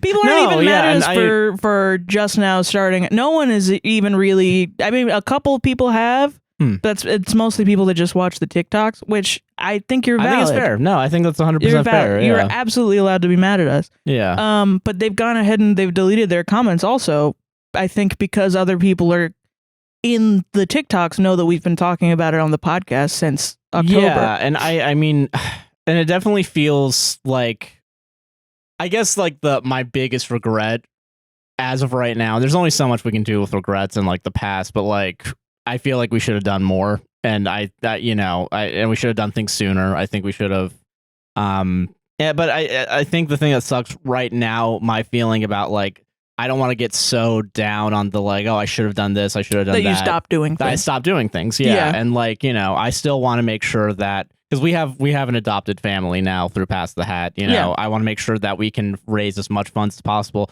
Like, and I think like it does make me feel good that we're doing it, because like we can see the results of like people are donating, and now they're almost at like $15,000. Like we've raised about $4,000 for them in like 3 days. Yeah, like it's crazy, and I think that's good. And I think it's good that we're all coming together to do this. I think it's I'm pissed off at a lot of different things. I'm pissed off at our government. I'm pissed off at the ineffectiveness of the fact. I'm pissed off at that the cost of living crisis and all these companies that are fucking hiking up prices, taking all these profits, hoarding it, and making it so where it's like fucking impossible to have any discretionary income to even potentially help out, Palestinian families or anyone or people themselves even, I think a lot of it for me was like, I was in denial. I thought we could call our congressman and they would maybe listen, because I'm naive as fuck and I'm white, and I think there's a part of me that just fucking believed in the like, oh, they wouldn't actually do a genocide, right? They wouldn't actually, though. And then cut to I know them there doing is a one, genocide. but like they can't. At some point, Biden's gotta like be like, oh, okay, this is crazy. And it's because it's like it never happened. Only this week did they pause one shipment after the tens of thousands of shipments of armaments. It's like, come on, man, like fucking. And it's like, I mean, I'd say this, and I want to be clear about this too. Like, I will accept any criticism of me of that, because it makes sense. But I also want to talk about this because like a lot of people now are like, thank you for speaking up. You guys are great. You're amazing. Blah, blah, blah. We have flaws. We have significant flaws. No, for sure. Yeah. And we've been flawed this whole time. Since we were born. We've been flawed this entire time, and we are people and we're flawed. Yeah. And I'm gonna live with this shame and guilt. And Haley Bailey, who went to the Met Gala and did the let them eat cake, is going to drop that fucking shit and continue on with her life. And that's who I'm mad at. I'm mad at those people. Yeah, I think and that's like I think this is a good time to fucking shit on those people as well. Yeah, I think like genuinely, like it's fucking insane to me. Yeah, if I just don't want my anger to be misconstrued. I'm mad at them. I'm mad at all these fucking celebrities decided to put out a fucking stupid ass Pop-Tart movie instead of doing anything of substance ever. Even you could have just made a funny comic movie. I probably would still be a little mad that you're not doing anything, but like I wouldn't be as mad as I am now that you fucking twiddled your dicks for the past fucking 6 months. Yeah. Like literally, I don't know. It's like, and it really is fucking upsetting too. Like all these people like saying shit. The dumbest fucking things I've ever heard in my life. Like, oh, I didn't know how to research this. I didn't know how to fucking. It's been 8 months. It's been 8 goddamn months. I said that shit in October because I was seeing a bunch of people on my timeline that I've since blocked. Saying, spreading fucking misinformation, Israeli IDF lies and fucking propaganda, and it was hard to. And then that's another thing. Upset at ourselves about. We did take a whole month to actually put our fucking foot in the ground. I've been beating myself up since then. Yeah, and yeah.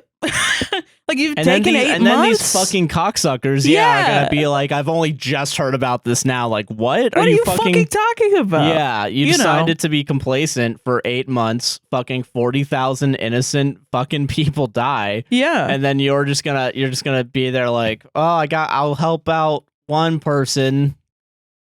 I did it, and then go back to your normal fucking posting schedule. Like, fuck you, man. Yeah. We're doing fucking twice the production than we used to be doing. Yeah, I'm now making sure that we post a TikTok almost every fucking day. One to bring people in and another one to get traction for this family. Yeah, you know? And we're also going to try to figure out like live streaming, and we have like extra fucking content that we've brainstormed before. Just looking at the calendar over there, it says week off. I don't think that's happening anymore because I'd rather. No, that shit is happening. That is happening? Okay. We're not stopping the content. Content's still going to get released that week, yeah. But no, I need a week off. I'm sorry. Nice. But the content will still go out, so the effect will still be there. Yeah, exactly. Yeah. Like we're prepping just batches of content. Yeah. I don't know, man. I'm just pissed. I'm pissed at the celebrity idolization. I've been pissed at it recently too. Like this, the celebrity blacklist I think is awesome. I don't follow any of them. But at least like you're not gonna see any of their shit on your timeline now. You know, like giving them the views and traction that they want. Because also, like watching the Haley Bailey video, that shitty apology, bro. Fucking dude, C word, man. I'm sorry. Don't call her that. Don't call her that. Well, no, because like she obviously doesn't give a fuck. She doesn't give a stupid like she's. And then like all like fans like fucking dick riding, like fucking being like, I don't know why people are mad at you. It's insane. I didn't even know who the fuck she was because I don't. Neither did I. Yeah, I think I've heard about her. They're like influencer snark or whatever. Probably. Yeah. But they all kind of mesh into the same kind of person, so I don't really know what fucking entitled white woman that has 10 million. Dude, her saying she's a normal person is 10 million the most wild thing. I wouldn't even call ourselves normal people. I would like the first video that I've ever seen of hers was that apology, and so like I watched it the entire way through, and I was like, that's a little crazy. Like the middle part where she was like, I'm a normal person. No, I would not. Blah, blah, fuck you. All of this, do. I got that. I was like, I feel like I'm a normal person. You kind of have to view yourself as a normal person. Like you can't constantly walk around thinking 400,000 people, 10 million people look at me all the time. No, I get that. Because you're going to drive yourself crazy. You're going to annoy everybody around you. But people around us are like, okay, guys, calm down. Yeah. And we try not to be that. And I stray more towards humbleness than anything else. Because I just feel like that's a safer way to go. I think it's crazy to say that. But that's what I'm getting to is like she was like, I'm a normal person, blah blah blah, and I was like, oh okay, yeah, all right. I didn't know that you weren't actually invited to the Met Gala, and I was like, okay, it's a little weird that you didn't look at anything for 8 months. That's kind of fucked up, and I'm still mad at you for that. Yeah, it's still. And then I watched the rest of her videos. Yeah. And I got really pissed off because every single one was like, meta sponsorship. Oh, here's my rent in New York is $17,000. Yeah, I saw that video specific and I was like, all right, fuck you. You're not a normal person. If you can afford $17,000 a month. Yeah, dude. Which is, I think, half of what I make in a year doing this fucking show. Yeah, dude. And you can just spend that in a month. That is half of both of our incomes. Like, literally, like... In a month. Fuck you. I'm sorry. In 4 months, she makes total what we made last year. In 4 months of rent, she spends on rent. It was total what we made last year. 3 months even, yeah. Yeah, technically. Maybe even 2. Yeah, doesn't matter. Yeah, like... Because if that's just rent, does she also have to pay utilities? I'm assuming, yeah. Like, she's probably spending a fuck ton elsewhere, too. It's like, yeah, how I think at some point, like, if we ever... That's a problem, dude. Even if, like, I feel like if... That's the thing, is like, okay, so when I say, like, I don't see myself as a normal person, quote unquote, I mean the fact... I look at it very specifically from the angle of I work from home doing a creative career that I enjoy, when I think a majority of people are, you know... Going to work, hating their job, and coming back. And I fucking at least understand that mentality, because 2 years ago, not even a year ago, I was still working a job I fucking hated. Same, yeah. And I think it's crazy to me. Oh yeah, I've been taking it for fucking granted the past couple of months. Like, I wake up and I am grateful. I'm like, thank God I get to be around my fucking cats all day. I guess that's why I feel like it's such a weird thing to me, like seeing people who've been in, like, working as full-time fucking content creators or influencers. Yeah. And just not being grateful and, like, not... It's crazy. It's like, I don't know, man. It's crazy. And like, don't get me wrong, there's definitely plenty of days where I'm like, I fucking hate this job, but like, because it's a job. It's still a job, yeah. But like, I would still take this job over any, you know. Oh yeah. And I think it's such a fucking shame. Like, also, like, a little bit like fuck Brittany Broski too. Like, early on when she was like, if you have a platform, why aren't you using it? And then dragging her fucking feet. Yeah, we're gonna get into that. Yeah, because like, I don't know, like, and like, and you know what? I've been saying it too, just like to my friends. Like, people will bring up to, like, I don't know, I don't think influencers should talk about things they're not educated on. And I've been like, no, fuck that, fuck Brittany Broski. And people have shut me down. People have been like, oh, people I know that I'm friends with have gone through the process of, like, they've been a Brittany Broski stan. And then the whole thing happens and they're like, oh, I'm disappointed in her. And then she just continues making shit and everyone forgets. Yeah. And then they were like, oh, well, I don't know. I just don't think it's that big a deal. Me. Meanwhile, there's like 3 fucking genocides going on at the same time. Well, I mean, a fuck ton, because I'm still thinking about the trans genocide. We're pretending like COVID doesn't exist anymore. And they're outlawing, like, mask mandates in certain states. That's the thing. Pretending like it's fucking an anti-crime law because they want to be able to identify people protesting at fucking pro-Palestine protests. This cop city ass bullshit police state fucking, that oh we're my God. entering. This fascist police state that we're in. Like, you know, I think it's important to talk about. Yes. If nothing else, to talk about. Yeah, at the very least. Bring up, like, once a month. Just at least once a month. Once every month, bring it up a little bit, right? Plus, I think also some people are, like, rewriting history. Like, all she had to do was say, ceasefire now, free Palestine. That was all Palestinians were asking for when she threw her fucking tantrum. Yeah. Was just say free Palestine. Yeah. They weren't expecting anything. She was saying, no, I'm not going to do this. The line in the sand. Also, Dropout did this too. And, Dropout did it too, yeah. And so many people that, you know, whatever. Fucking, oh, you know, hey, blah, blah, blah. Don't... Sorry, I'm just so mad. I'm not even making sense. No, it's okay. No, it's all right. That was all they were asking for, because at that point, money didn't mean anything. Yeah, because you couldn't send money over to a place where... They couldn't buy anything. Yeah, exactly. There was no aid. There was no nothing. Now there is an actual need for money because... It makes sense to raise money. Yeah. And it has been making sense to raise money since February. Yeah. Which is why I feel guilty for not being first on it, you know? I feel like I let myself get complacent in the past couple of months because I was like, oh, my mental health.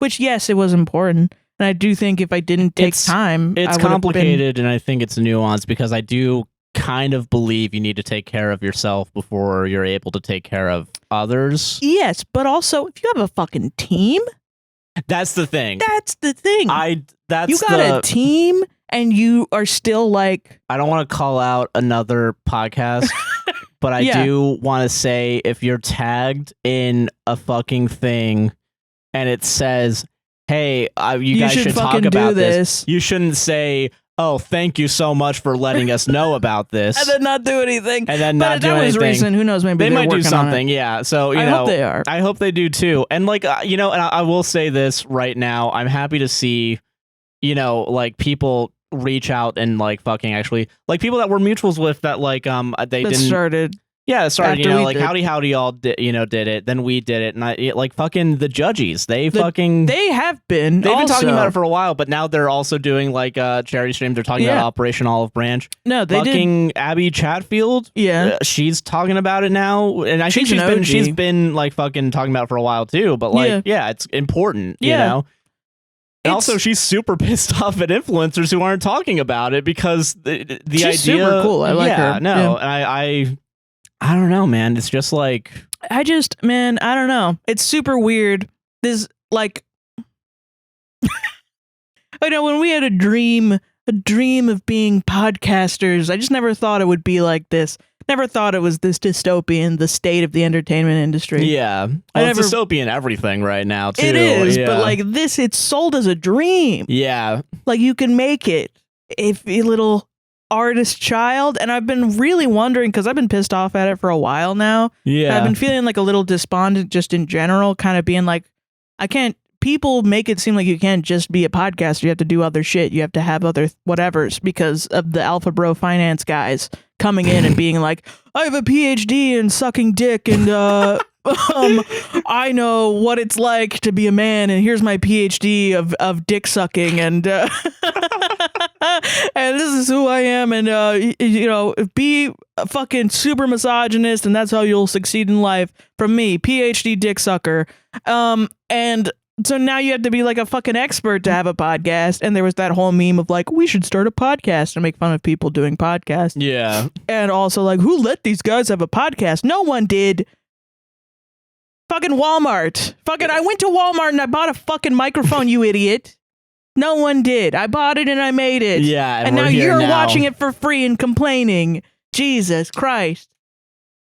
God, oh my God. And so they've been doing that. So I'm like, oh, do I write a book? Do I write a this? Do I go do stand-up comedy? What do I do? Who do I make myself keep into? Ourselves afloat. Yeah. Fuck that. Fuck all of that. I'm doing what I fucking want. And sometimes people pay for it. Yeah. That's it. That's the beginning and the end of it. And I'm so tired of living my life wanting to do creative things, wanting to make music, wanting to be funny, wanting to make people laugh, keep people entertained, and then just fucking dudes in suits coming in and being like, but what about taxes? What about this and that? And you have to be marketable. Is your shit marketable? Is the stuff that you're making? Oh, you can't say that. That's not very marketable. Cut to us having consistent followers and people listening to us to talk about things. You don't know what you're talking about. Yeah. You just don't know. You just don't know what you're talking about. These people don't know. I'm trying to talk to like influencers that are drinking the fucking entertainment industry Kool-Aid. They don't know what they're talking about. And they don't give a fuck about you. Talk to the people that are looking at you. What do they think? Yeah. What do they want you to do? Like this has been known for fucking forever. Like and I think I talked about this recently on this show too at some point where it's like Rocket Jump by Freddie Wong, the production company. Yeah. They they had 8 billion views and like 5 million subscribers, and they wanted to make a movie at some point, and no studio would fucking take them. It doesn't matter to them. Right. All these numbers that we have, even though they're real, even though they're fucking like, you can tell that people are watching and enjoying your things. It's not bots. We never bought bots or anything. Yeah, but like, it doesn't matter. You can have 5 million people watching your YouTube channel, and you can prove that like, oh, people want to see what you make. People want to see you specifically. And executives at studios are like, but do they though? But do they? I think I'm going to give money to Jerry Seinfeld to make Unfrosted instead. because I'm a fucking dipshit. Why would you want their approval or their praise? Why? For what? Why? They're making you into a bad person. You weren't born a bad person.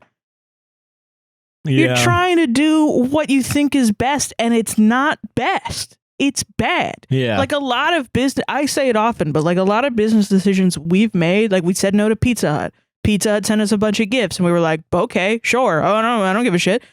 And then we got them, and we were like, this is awesome, great. And people were like, yay, APWSTR, you guys made it. You got pizza fucking whatever. Yeah. Fucking, I don't know, fucking plastic ass. Oh, yeah, the Funko Pops. The Funko Pops or whatever. And then their Pizza Hut comes back and is like, oh, hey, we're going to do a fucking, we're going to do an ad. We want you guys to do a fucking TikTok and a whatever. And we were like, okay. I think it was like $1,500, right? Something like it was like rent. Yeah. It was our rent. And they were like, okay, we're totally going to do it. Next day, BDS boycott comes out. Pizza Hut made a fucking sick, disgusting ad years ago about still, taunting fucking Palestinians in an open air prison who were on hunger strike. Yeah. And we emailed them back and we were like, fuck you. Yeah. In a nice way. Well, yeah, we're like, hey, we don't think we should do this. No, thank you. And then they, the person that we talked to, the lady, nice was very sweet and kind because she was not affiliated with Pizza Hut. Yeah, but it was a third party, connecting us. But I'm like, so the two wolves inside of me are either I don't partner with these brands that are going to fund this stupid fucking genocide. Yeah. Or I don't have the money and I have to continue and do my shit, but at least I'll be able to fucking sleep at night. That's the thing. Yeah. That's the most valuable thing to me is the ability to think I made the right decision a few times. And I still don't think we did as much as we could have done. Exactly. And I still beat ourselves up about that. Of course, yeah. And there are people there that don't have a fucking conscience. I'm sorry. There's people out there that also don't have a fucking backbone to be like, you know what? Yeah. I fucked up. I'm going to admit that I fucked up. Mm-hmm. Let's get to fucking work, Let's actually do something. Let's do something good. And that's like, fine, man. You can't be also if you haven't spoken up yet, definitely speak up now. Speak up now. And don't get mad at the people that are mad at you. They're mad at you. They're mad at you. And they're right to be mad at you. Yeah. Yes. Because you didn't speak up. Yeah. Like Hank Green. John Green. Yeah. Also, Hank Green called it. You did call it. Yeah. I was mad at Hank Green years ago. I was like, I knew that. I know deep in my bones there's something wrong with that guy. I don't know what it is. Then he got cancer. And I was like, fuck. That dude's got cancer now. I can't be mean about Hank Green. I really wasn't going to. I was terrified of all the people that are stands of Hank Green, but I'm like, he's getting propped up too much. He's gonna get fucking taken down. It. Yeah. Then he got cancer, and I was like, oh shit. I hope I didn't put this out into the world. I didn't put this out into the zeitgeist. I'm sorry. I don't want him to get cancer. I just think, I'm trying to predict. Sometimes I wonder why other people don't talk to us, but I now realize it's because everyone. Well, that's what I mean. That's part of the game. Is the. And then I'm just like, I don't care. I don't care anymore. Fuck it. I don't want to fucking. You guys can fucking do. I can.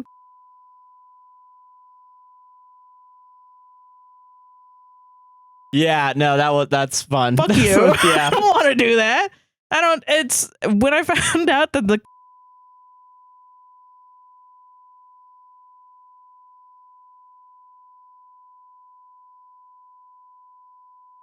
Done. Oh, but I'm tired of it. You know what? Fuck it. While we're burning bridges, also you're fucking.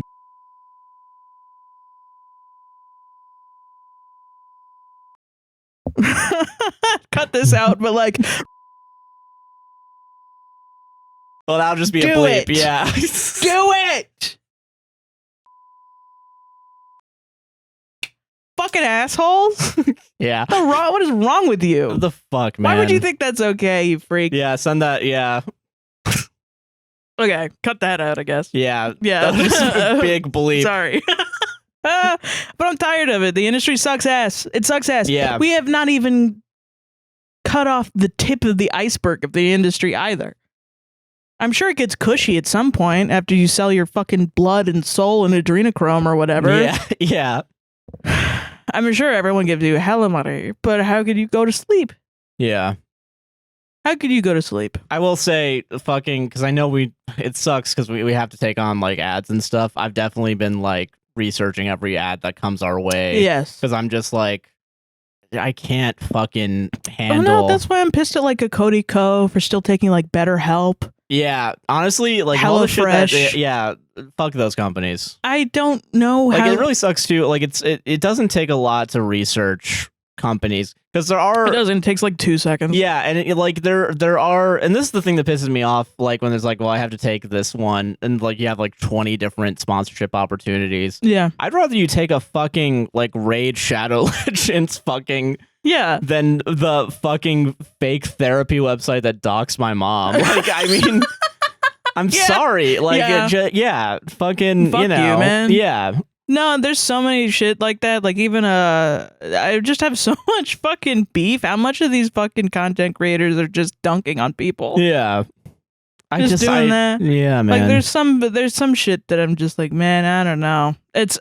Now I even just go on YouTube and I'm like, all my content creators, the React creators that I follow are just like, A, they're not speaking up.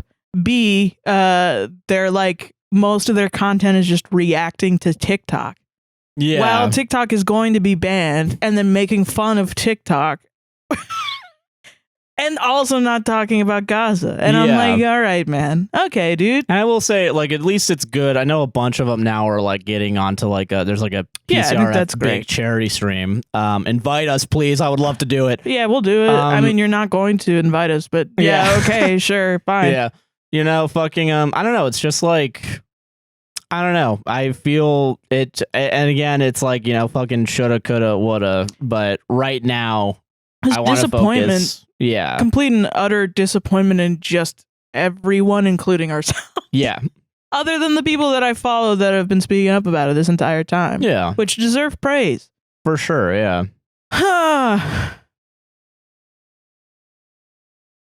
But we should make a movie about how they invented fruit roll-ups and call it a loop-de-loop or something. Fucking why would you go and see this movie?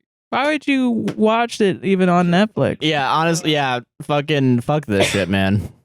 Fuck it all. Fuck it all, man. Burn man. it all down. I don't care. Yeah. But I don't give a shit, man. I'm tired of it, dude. I'm tired of it in general. I hate this fucking system. Yeah. System sucks ass. I don't want to participate in it. I don't want to. No, I get it. I don't want to be in another fucking meeting where someone's like, and how do you fit in? I don't. I fucking don't. I have never different did, opinions. And I never will. I never did. Never will. I'll never be skinny enough for your fucking ads. I'll never be whatever. You want me to sell fucking diet pills? I'm not gonna fucking do that. I'm not doing that. Fuck that. No. It really does feel like the biggest advantage you and I both have is that we were both outcasts for the majority of our lives. Yeah. And now having this, I have a fucking backbone to be like, yeah, I was bullied come my on, whole I was fucking bullied life. my whole fucking life. And yeah, no, I don't even think I was bullied, honestly. I probably was. I just didn't notice because I'm autistic. But like, it's, fucking, I don't know, man. Like, I feel like it's a lot easier for you and I to be like, do something. Well, it's like, I know what my sins are. I know what I've done and the shit that I've done. I don't lie about it. You know, you can call me up for whatever and I'll be like, yes, I did that. Yes, I did that, and I'm ashamed of it every fucking day. Yeah. And I fully am. And I'm ashamed of a lot of things. And I regret a lot of things in my life. But that's why I fucking move in the way that I do. I don't pull any punches or do whatever because it's just, this is who I am. I don't have a family. I cut out my entire family. Yeah. There's no, if I'm going to be a tool for a corporation or for a movement or whatever, it's not going to be for fucking Walmart because what's the point? Yeah. What's the point? Yeah. What's the point? I'm going to stand up for what I care about. And what's so stupid is that a lot of these influencers and celebrities are lying about what they stand for. They're saying like, oh no, I just didn't know about, oops, it just totally didn't cross my mind. This stuff, yeah. Oh damn, sorry. And then now they're pretending to care about it. And reality is they just care about money. That's it. They care about not losing their followers and this big number in their head about that they equate with their worth. Yeah. And they're so fucking delusional. They don't even know that they wouldn't lose followers. That's the thing that really pisses me the fuck off too, is that the majority opinion that everyone kind of agrees on is what's going on is fucking wrong. Yes. And actually, people don't like it when a genocide happens. I don't know, man. It's fucking stupid. It's fucking stupid. I don't know what else to say. I don't know what else to say either. Donate to Walla's her family. Yeah, please donate to the family that we have. That is, it'll be in our link tree and it'll be in the description of all of our podcasts. Yeah. And please, if you can, support. It's 10 krona. Swedish krona is $1, so you should be able to donate at least $1. Yes. Yeah. And essentially, it's 8 doctors and a family. They were the last doctors out of Al Shafia hospital, which is insane. And they like specifically stayed behind to help people. Yeah. And now they need to get out. And so I do recommend too, if you're unable to donate, definitely share the GoFundMe. We have a bunch of TikToks on our page. That's been like the biggest reach, so definitely go there and share it if you have a TikTok. And we're gonna try and it's also on Instagram as well. Yeah, and we're but yeah, this is just a bitch sesh, I guess. Yeah, aka a podcast. AKA a podcast. Hey, we did it. Oh, ads. We still also have to sustain ourselves. Yeah, we do also have to eat, I guess. Straight up, there was a day where I only ate like a breakfast sandwich and then like a bowl of ramen. I had a day last week. I think it was. And we have followers that are like, "Oh, I can't donate because I'm starving myself to feed my kids, but I'll boost." And Jerry Seinfeld made Unfrosted, the movie. Yeah, fuck Jerry Seinfeld. Fuck you, dude. Yeah. And you're making fucking jokes about like people unionizing. Fuck yeah, you, fuck dude. Off. Fuck you, dude. Fuck you. Go fuck yourself. God. You're a piece of garbage. Jesus, man. All right, ads. Not funny either. Not funny at all. Fuck it could have been Seinfeld. Funny. Fuck you, Jerry Seinfeld. Fuck you, Jerry Seinfeld. All right, ads, because I gotta go pee. Okay, sorry. Good. Welcome to the ad break. Welcome. Hey, are you enjoying this podcast so far? I know I am. I guess I'm mad. So I'm sure.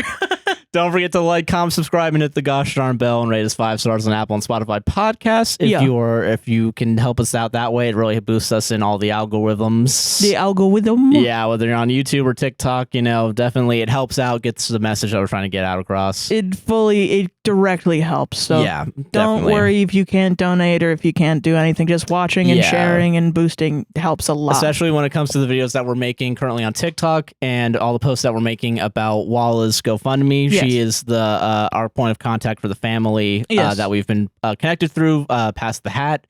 Yeah. Basically, it's a family of 8 doctors that stayed behind in Gaza to help care for pretty much everyone else. Since we started recording these and got in contact, we think we've raised about $4,000. Almost $5,000. Almost $5,000. They started off, I think, around 11,000, and they're quickly reaching 15,000. Yes. And when we first got the thing, they only had like 300 donations, and now they're like past 800. 800, yeah. Yeah. It's really awesome. Your support has definitely been helping, and it's definitely getting them closer to their goal, and it honestly, I'm really happy with how it's been. And it's only been 3 days, too. It's only been 3 days. Yeah. And if we keep pushing and keep getting the thing, I think we can help them out a lot more. So the link is currently in our bio. It'll be in the description of all of our podcasts on YouTube, as well as when we put it on TikTok and stuff, it'll be all there. Yes. I think I'm saying this generically because I think this will also be a TikTok, I think. Yeah. No, I get you. Because, I do want to get the message out across. But if you have been already donating or sharing, thank you very so much. We really appreciate it. You guys are amazing, honestly. If you need a little something, if you want to help donate in a more general sense, we do have our merch line finally out, and all the proceeds from it will be going to UNRWA. UNRWA, yep. UNRWA, yeah. We've already earned $25. That's been our cut from the merch. Yes. And I will make sure to screenshot the receipt so that you guys know that it officially got sent over. Yes. And basically the 15th of next month will be the first donation that we make. So yes, once we get paid from also TikTok, all the TikToks that we make for a while, we're going to be donating. Yeah, every single of the individual ones. Like there's one that I think got like 30,000 views. So hopefully that'll be it's at least 50K like right now. 50K. Oh, sweet. Yeah. Good. So that's like, what is that? Like 250? Like $25. $25? Yeah, $25. Another $25? Great. Yeah, I mean, still better than nothing. You know, I'll take it. So, all the links are down in the description as well as in our link tree. Please check it out. Yeah. If you want to support us after that, if you have an extra money to spare, we do appreciate it. Yes. Patreon is the best way to support, I think. It is a monthly or yearly subscription. It's $1, $3, $5, and $10. Yep. You get early content. Extra content is up there when we can make it. Yes. We're currently making exclusive content once a month as we focus more on Walla's family. I think that's our highest priority, I think. It used to be twice a month, but it was the worst takes and Matt Damon. Yeah. Now we're gonna do that only once a month because now we're doubling our TikTok content. So that's a lot of. It's only the two of us doing all of this. So there's limited time, unfortunately. Yeah. So if you want to do that, we'd very much appreciate it. If you want to support us on a one-time basis, we have Buy Me a Coffee, buymeacoffee.com/APWSTR. Yeah. And we'll read whatever you have to say on the podcast as long as it's not horrible. Yep. And also, if we ever get to a point where we're good with money. We could actually probably donate our Buy Me a Coffees to the GoFundMe as well. Eventually, yeah. I think we could get there. It's just we're both poor as shit right now. Well, yeah, Sarah was not lying when saying you were overdrawn. I'm also back to being overdrawn, even after getting paid for editing gigs. Yeah, so, God bless. Yeah. Thumbs up. I love the economy. Okay. Yeah, and also we do not judge you if you are not in a space to donate. No, of course. And again, literally liking and commenting on all of our shit is a good way to support us, and also get the Google AdSense money or the TikTok money. That's going to go apparently to them. where the money is all these rich fucks. Yeah. Yeah. Jesus. So sorry for that, but thank you to all those that have bought us coffees. I'm going to read you all now. Yeah. Ren, they them bought a coffee. Thank you again. Thank you, Ren. Hi again. I'm sending y'all another coffee because I totally forgot the whole point of recommending The Mentalist. Oh, yeah. Basically, the show is constantly like, oh, yes, psychics are bullshit. None of that's real. But hypnosis? Oh, that's totally real. What the fuck? He's constantly hypnotizing people. There's a hypnosis cult that they don't explain enough at all. And one of the murders was hypnotized into doing the murder. It's so insane. Awesome. That's wild. Yeah. I did read that multiple times, and the entire time I was like, what the hell? Yeah, how the fuck? But even as you say it out loud, I'm like, what? What the fuck? I love that. They're so insistent that psychics are bullshit. There's now 2 psychics he's beef with. That's awesome. Wow. But constantly use hypnosis, and it's so funny and dumb. They seem to calm down with the hypnosis later on, but season 1 especially is crazy with it. You guys mentioned the hypnosis and bones, which I honestly forgot was even in there, and I was like, oh boy, they'd hate that shit. Well, that is fair. That is true. But yeah, thank you very much for those. Yeah, thank you. Andrea bought 5 coffees. Thank you very much. Thank you. Hi. As a fellow pangirly, I have developed a crush on both of you after getting to know your personalities on the podcast. Oh, thank you. I am a patron, but I love to listen to your ads/coffees anyhow. Your voices are so calming. Love you both so much. I'll be in Orlando. I will be in the Orlando area in the next few months and would love to hear your favorite local restaurants. Never stop being you. Tijuana Flats for me. Taino's Bakery. Oh, that's good. Yeah. Yeah. They're like a little Puerto Rican deli. Deli is the best word. Bakery. Kind of. Yeah. Yeah. Good. They're a bakery, but you could also get. They have hella sandwiches. They got I guess like bodega kind sort of like bodega food, but like not convenience. Yeah. Yeah. It's really good. And Tijuana Flats is a Tex-Mex place. Yeah. If you're going to City Walk, Cowfish. Cowfish is really good. Yeah. They also donate to API. At least they did. Yeah. The last when we time went there, went. Yeah, they had like some dishes were inspired by API, and I think they donate to them if you order those dishes. So I recommend. Yeah, those 3 places are definitely good. I'm trying to think of what else. There's not really that many. We don't go to local restaurants a lot because we're poor. Yeah. The only thing we can afford sometimes is like Wendy's. Yeah. So yeah. Or Wawa. Oh, go to Wawa, actually. Actually, you know what? Yeah, go try to Wawa. food if you're not coming from a Wawa state, go try Wawa. Go try Wawa for sure. Yeah. But yeah, thank you very much for these coffees. Pub subs, yeah. That's the Florida way. The Florida way. Florida pub sub, chicken tender sub. Yeah. Yeah. Cuban sub from Cubanitos from Publix. That's also a good one. All right. Thank you for the coffees as well. Thank you, though. Brie Lynn bought 5 coffees. Thank you. Thank you. Please, please, please do the one person explains a movie thing, but with the Book of Henry. Josh almost did that today. I think I'm going to do it for the next podcast. We're recording on Tuesday, yeah. Also, we're taking a week off just because we've been overworking. For ourselves, but we'll be the still content posting. will still come out, though. Yeah, but we're taking like a week away from like actual recording and stuff, but yeah.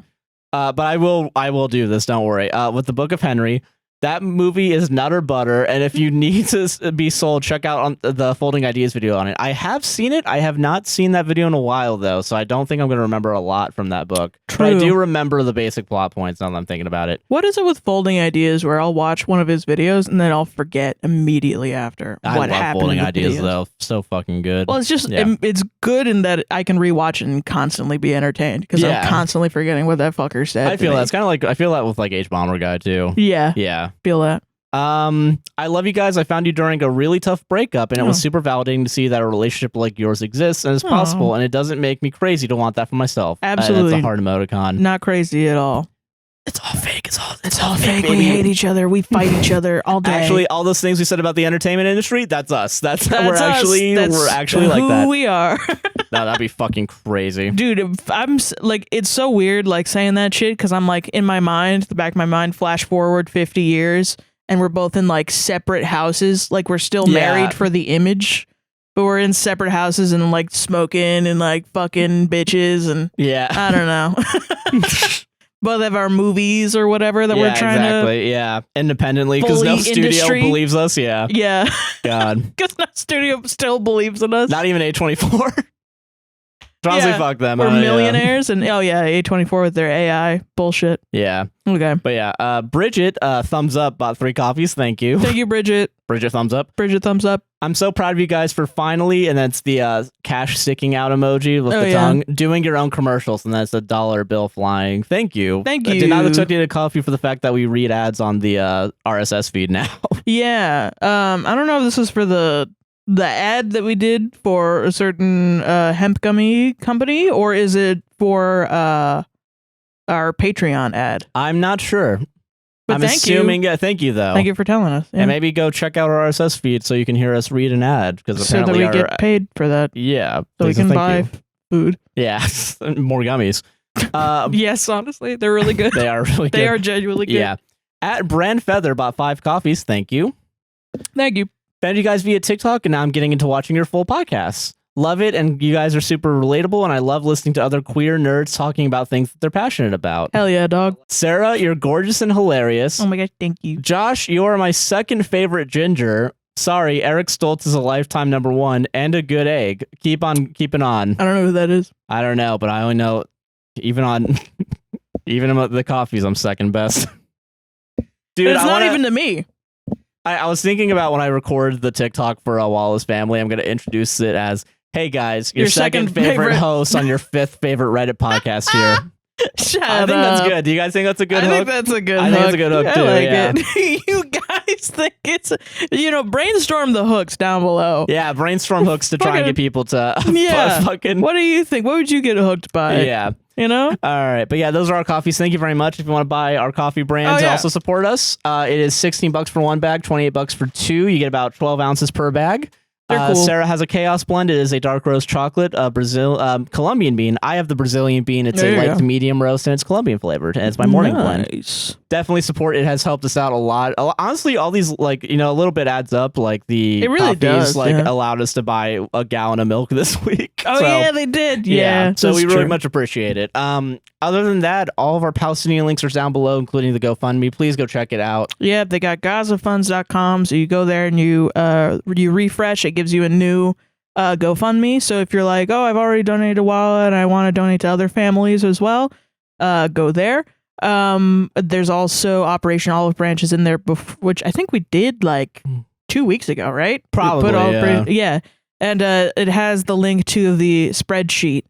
Their link tree, which will go to the spreadsheet where you can go through and see if the story resonates with you. You can donate. You can also You also don't have to wait if you're you're an influencer and you want to do Pass the Hat. Yeah. Apparently, I think they closed the form because of the influx of people. Oh, yeah. But you can just pick a random family if you want. Oh, just like start? Yeah. Oh, wow, that's nice. Apparently, that's how it was supposed to be originally. But then Aaron, I think, decided to amplify it more. And with the form. Yeah. That makes sense. Yeah. Okay, yeah. So definitely, go in and do that. Or if you're just like, there are people in our forum that are like, they have like 5K on TikTok. And they're doing it. And they're still doing it. Yeah. Yeah. And people have reached out to ask us to repost their videos too. And we'll do that. Yeah. So if you're that and you're like, oh, I'm not getting that much traction, reach out to us. Like DM us on Instagram is probably the best way. Yeah. Email us at contact@apwstr.com. and we'll repost it. Your content, yeah. Try to get it amplified as much as possible. Yeah. And I think, donate an eSIM. There's an eSIM website on there, which I think previously it was just information on what eSIMs are. Yeah, that's on me, I think. I think I had the wrong link in there. Oh, okay. Or I think that might have been, because I guess there wasn't like an official like place. I'm not sure, but yeah. I found a centralized website that donates eSIMs to Palestinians, which helps them in that they're able to connect to the internet to give updates on what's going on in Gaza and their families. Yeah. There's also Care for Gaza, which I think a couple of months ago we put them in our ship, but their PayPal wasn't closed for some reason. And yeah, but I think it's working now. So yes, it's working now, and they provide direct aid to people in Gaza. Yeah, like food, and they've donated like chickens and like things like that, and they've been able to actually get food there, which is really awesome and really amazing. Yeah. Trying to think of what else. APWSTR gaming. I don't know. We do gaming shit also if you want to go. If you want more us. We also have distributed computing links down below if you want to donate your computer to science. We have about 4 people on our World Community Grid team, including myself. Yes. And we've been researching stuff about cancer, stuff about COVID. It's really good. It's pretty cool. Yeah. And again, like, comment, subscribe, and share. Yeah. And check out all our socials linked down below. Thank you all for watching. Reddit segment coming up right after this bleep. Welcome to the Reddit segment. Welcome to the Reddit segment, everybody. Freaking ready for comedy on the comedy podcast? We're ready to have comedy. See, I think this podcast is just a comedy sandwich. You know, you have the comedy at the beginning, comedy at the end. Yeah. Fun in the middle. You know what I'm saying? Yeah. Except no. This is from the r/broski report. Ooh. Are we starting? I'm doing this one up front because it's so egregious. I'm ready. I'm so ready. All right, let's go. Let's fucking go, dude. You told me earlier you didn't know if you should do this one in the Reddit segment, so that's how I know it's going to be good for the Reddit segment. It's technically not an Am I the Asshole, but it is an asshole in the wild. Yeah, let's go. So that's crazy. Let's fucking go, dude. So if you're not sure, Brittany Broski is a person that got big on TikTok by doing she got big from a meme and then got fired because of that meme. Yeah, and she got fired, and then so she was forced to like become an influencer. Yeah, she made a bunch of like comedy TikToks, and then she's recently. She has a podcast now. She had a podcast before, and I followed her. I liked her and stuff, and she's got a lot of stuff. I thought she was funny, and I like that both of those words, follow and like, both had past tense. Yes, I don't really fucking like. I mean, I don't do that shit anymore. Well, even then when I watched her podcast, I was like, I get it. I get what you mean. I do get what you mean. I don't know this lady. Like, I was like, I don't know if she. It's hard podcasting. It's hard to sound like you know what you're talking about. Sometimes. For sure. Yeah. Even if you fully, I think you could levy really a lot do. of our complaints maybe against us. You know. So I know. I listen back to myself and I think I'm like, what the fuck is this shit? I think I'm sounding like fucking Benjamin Franklin. Some fucking like like in my mind, I'm like, oh, I'm such a genius saying this thing that I'm saying. You get this like glazing yourself up kind of mentality. Then you listen back to it and you're like, and corn too is fucked up. Yeah. Fuck corn. And you're like, what the fuck are you talking about, Sarah? Okay, yeah. So this post from the Broski report. Well, yeah. So she was in apparently 2020. She had something where she was like, how dare you not use your platform to talk about issues during George Floyd. And then Gaza, October 7th happened and everyone started freaking out. And this genocide, Israel started a genocide on Palestinians, and people are asking Brittany Broski because she made that previous political statement to talk about it. She went crying, she threw a damn tantrum to her close friends and was like, I can't believe that things are so dystopian that you ask me to talk about it rather than politicians. And she was like mad about it. Yeah. Which I didn't get at the time because like I do think politicians should have talked about it, and the fact they haven't has been complicit. But also, like, it's weird to get mad at the people asking you to talk about it because their intentions are good. As opposed to the people that are fucking things up for everybody. Yeah, and I think that's how she tried to pivot it. And but then she just fucking didn't talk about it. And then, stayed silent. And then now it's like, oh, okay, I guess everyone's doing it now. I guess it's cool to talk about it and I won't lose whatever. Anyway, so this came up on my fucking, on my shit. I'm not a part of the Broski report and I do not support her in any way. But this shit was so insane. I was like, you know what?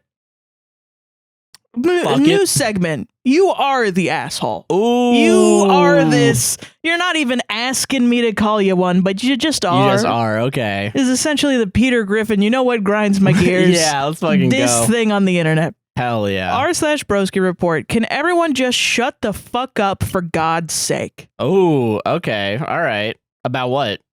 What do you want us all to shut the fuck up about? Yeah, I wonder what it could be.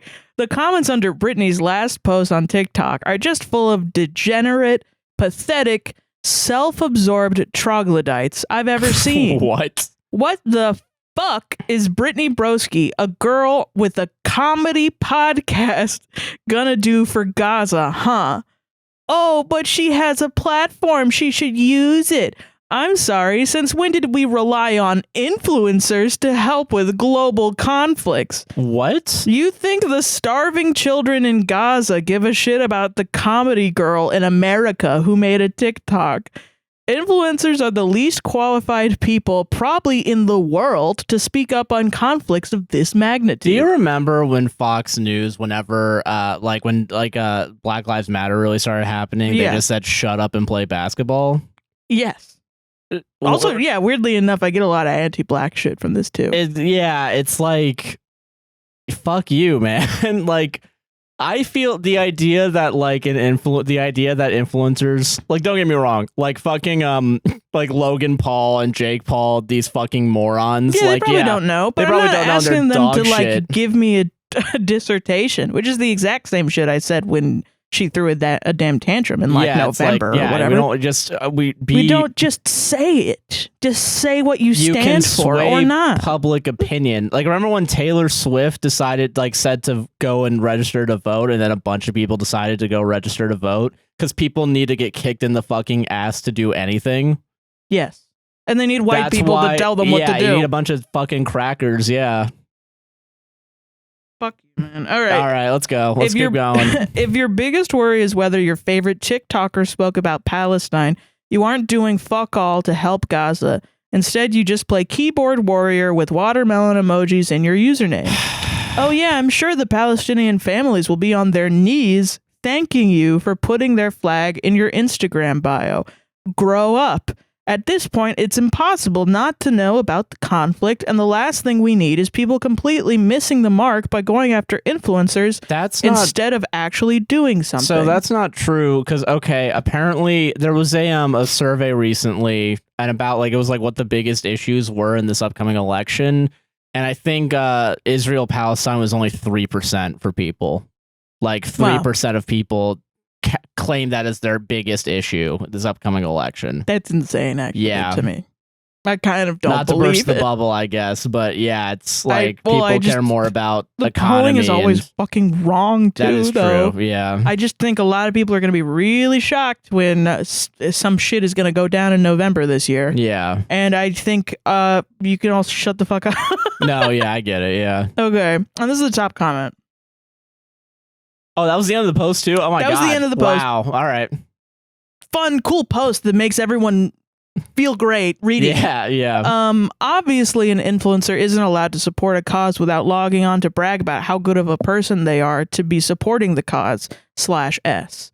My question for the people shitting on her is this. Have you donated to PCRF? Have you donated to UNICEF? To DWB? Have you attended a sit-in or a protest? Or have you just reported infographics on your Instagram story calling it a day?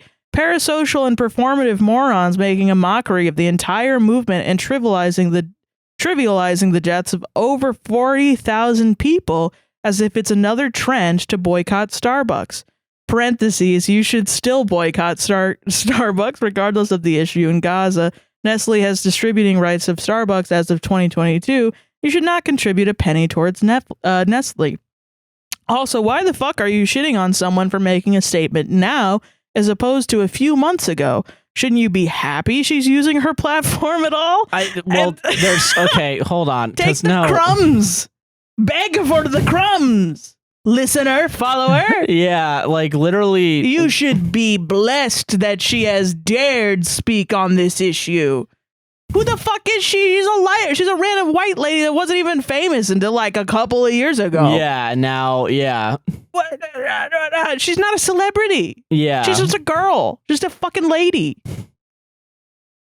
That's so wild to me. Like, why are you sucking her cock? Yeah. Doesn't even make any sense. Yeah, celebrity worship is really, and influencer worship is really like... You're brain dead, dude. Brain rot, yeah. Holy shit. Okay, why the fuck are you shitting on someone for making a statement now? Shouldn't you be happy she's using her platform at all? Took time to make an educated and nuanced approach as opposed to a knee-jerk reaction. She is more at stake than you when making a statement and needs to take precise measures on how to approach it because she could suffer larger consequences than losing a couple of friends or a retail job. A lot of celebrities can't make statements due to contracts that require them to not make statements conflicting with brand deals and franchises that they work with, opening the possibility for breach of contract lawsuits. And yes, getting slapped with a lawsuit against Disney or losing a sponsorship or a brand deal or an acting gig is actually a bad thing for someone with an internet following or a celebrity. Wait, hold on. Wait. Because like, I don't know. I feel like I think a lot of companies actually don't give a fuck about Israel-Palestine, so they'll still give you money to sell their fucking shit regardless of where you are on the issue. A lot of them, yeah. You do not actually have to work with the largest brands that have a stake with Israel. Yeah, you can still pick and choose. Also, in general, if Disney reached out and was like, we want to sponsor us, fuck no. No, yeah. Fuck you, Disney. I think there's other companies I'd rather do first than fucking, I don't know. You should just give me money for living in Orlando. Yeah, dude. Where's my Disney I'm giving you like how many fucking dollars? And now you want me to be your little fucking That's lackey? also the thing, too. As someone who worked for Disney, I'm never taking fucking any more money from them. Yeah, honestly. Listen, it is not hard to tell them no. Yeah. It's really not that hard. It's actually easier to do nothing in that sense than to do something. Also, like, we don't, I mean, the last, like, in terms of brand deals, we've had almost none.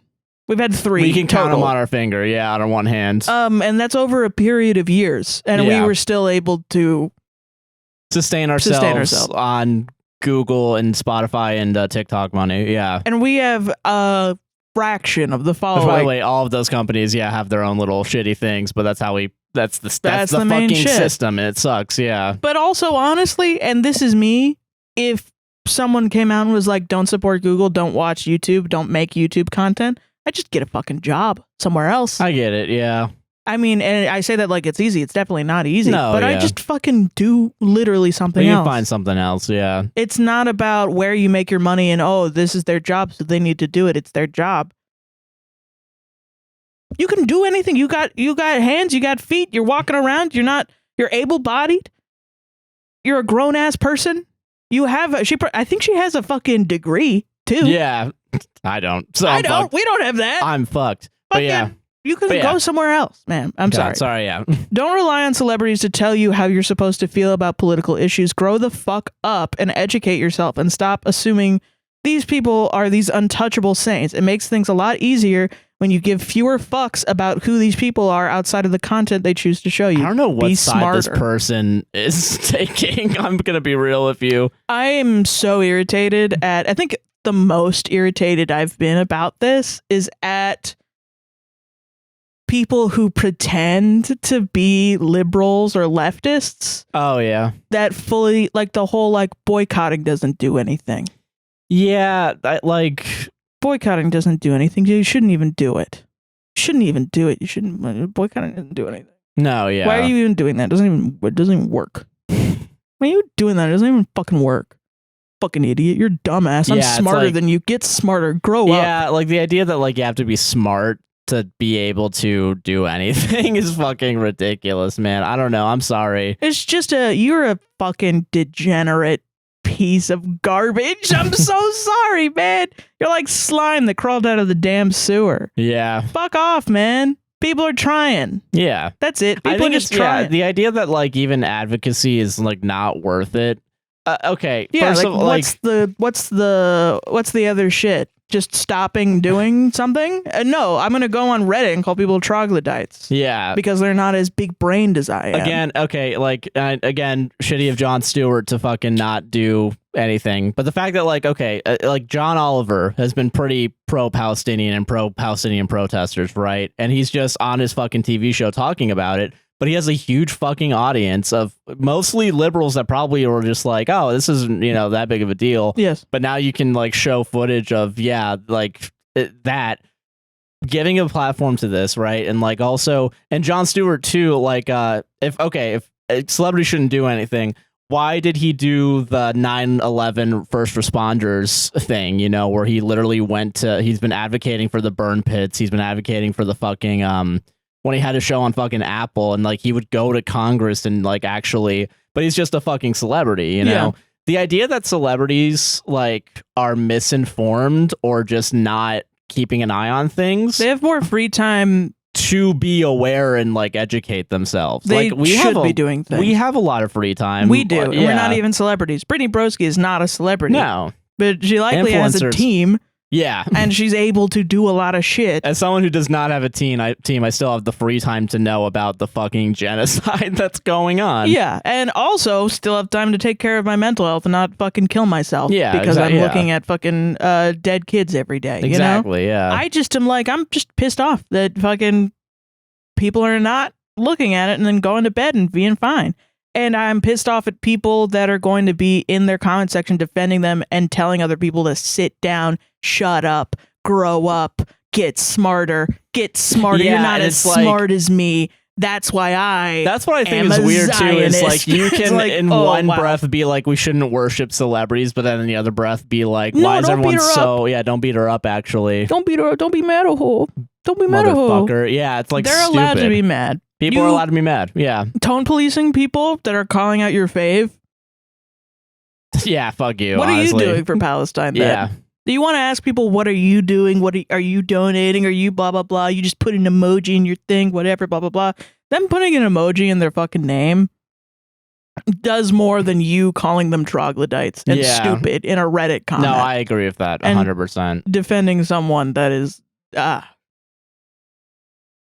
just not worth it. Just not worth it at all. I'm sorry. Yeah. I do think that she's funny. I think that she's funny, and I think it's really fucking sad the way that she's gone. And I think it really is a fucking we should all take it as a lesson, If you're someone that wants to be a content creator and get famous and get into this crowd of people because you've watched her growing up and she's inspired you, take it as a lesson of what not to fucking do. If you care about this. If you don't care about it, fuck off then. I don't care. I'm not talking to you. I don't want you in my audience. And also, the reason I chose this is like, a lot of times people will compare me to Brittany Broski. And if I see any of you fuckers online not anymore. saying shit, like if I get canceled or whatever, if I say some shit, I don't know, and then you're in the comments defending me like this and calling people troglodytes, I'm coming to your house and I'm beating you up. Yeah. Don't defend me like this. Like, I don't know what we were watching or if, like, we said this, but, like, your audience is also a reflection of who you are. Yes. Like, as a content creator. Yeah. And if this is how your audience is reacting, I'm not a fucking fan. Not surprised that she's acting the way that she is. Sounds hateful as fuck. Yeah. Sounds very, very hateful. God. Yeah, you're the asshole. Yeah, you're the asshole. Solved it. Fuck you. Wow. Okay. Now we're going to do comedy. Okay? Now it's comedy time. Guys, this is the funniest episode we've got planned. Don't worry. This episode is funny, okay? This episode is fun. That'll be the title. That'll be the title, yeah. I swear this episode's funny. I swear to God, it gets funny.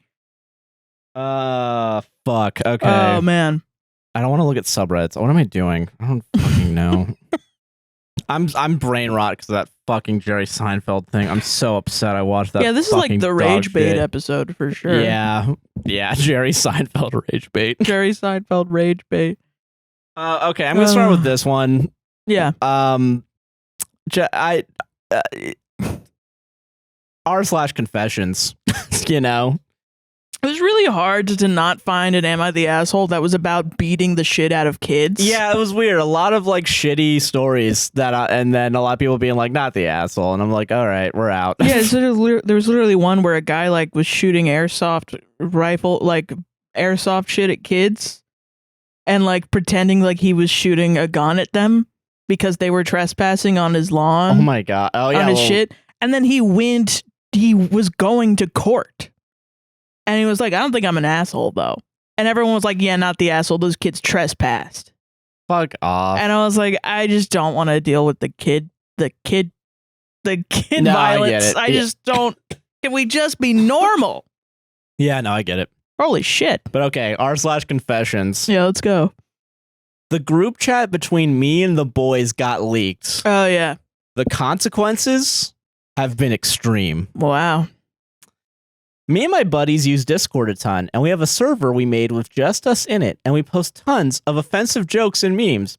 Pictures of girls we've dated or hooked up with, parentheses, no nudes. We're not that disrespectful.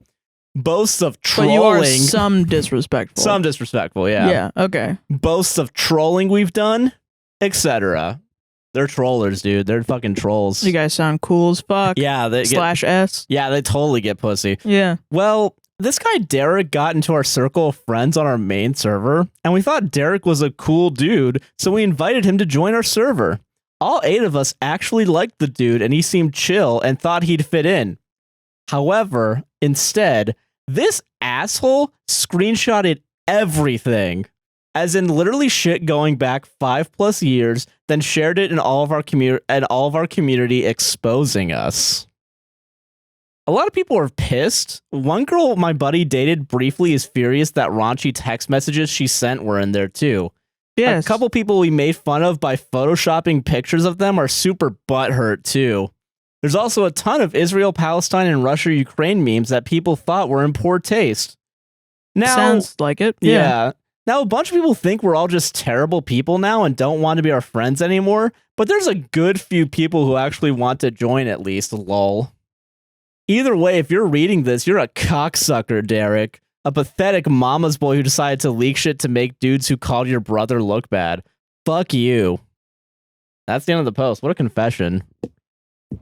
Why do people think... I don't know. ...that you can just go on Discord... and do the most insane shit? Yeah, like... I don't know, but like this is a tale as old as time. You're not cool, man. Every fucking idiot, every stupid fucking fascist, hateful idiot has been doing this shit since the beginning of time, and it always gets leaked because you're idiots. You're stupid. Yeah, you're fucking dumb. All right, you just think that everyone's exactly like you. It's like, yeah, you guys are totally gonna like this joke where I Photoshop all of our friends and our loved ones to make them look like assholes. Bullied people and probably did some insane shit and whatever. One normal person in that Discord, it's over.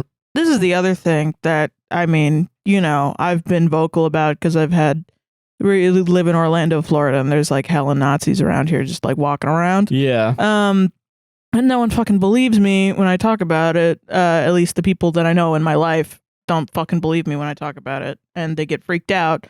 But like one time okay. So this is a side thing. There was a bunch of Nazis marching around at like fucking I think it was like near the Disney. They had like put up posters saying that there was going to be like a Nazi march in Orlando. Yeah, I remember this. Yeah. And they weren't saying where. And it was like word of mouth on Orlando's subreddit that they were walking around the like Disney sign.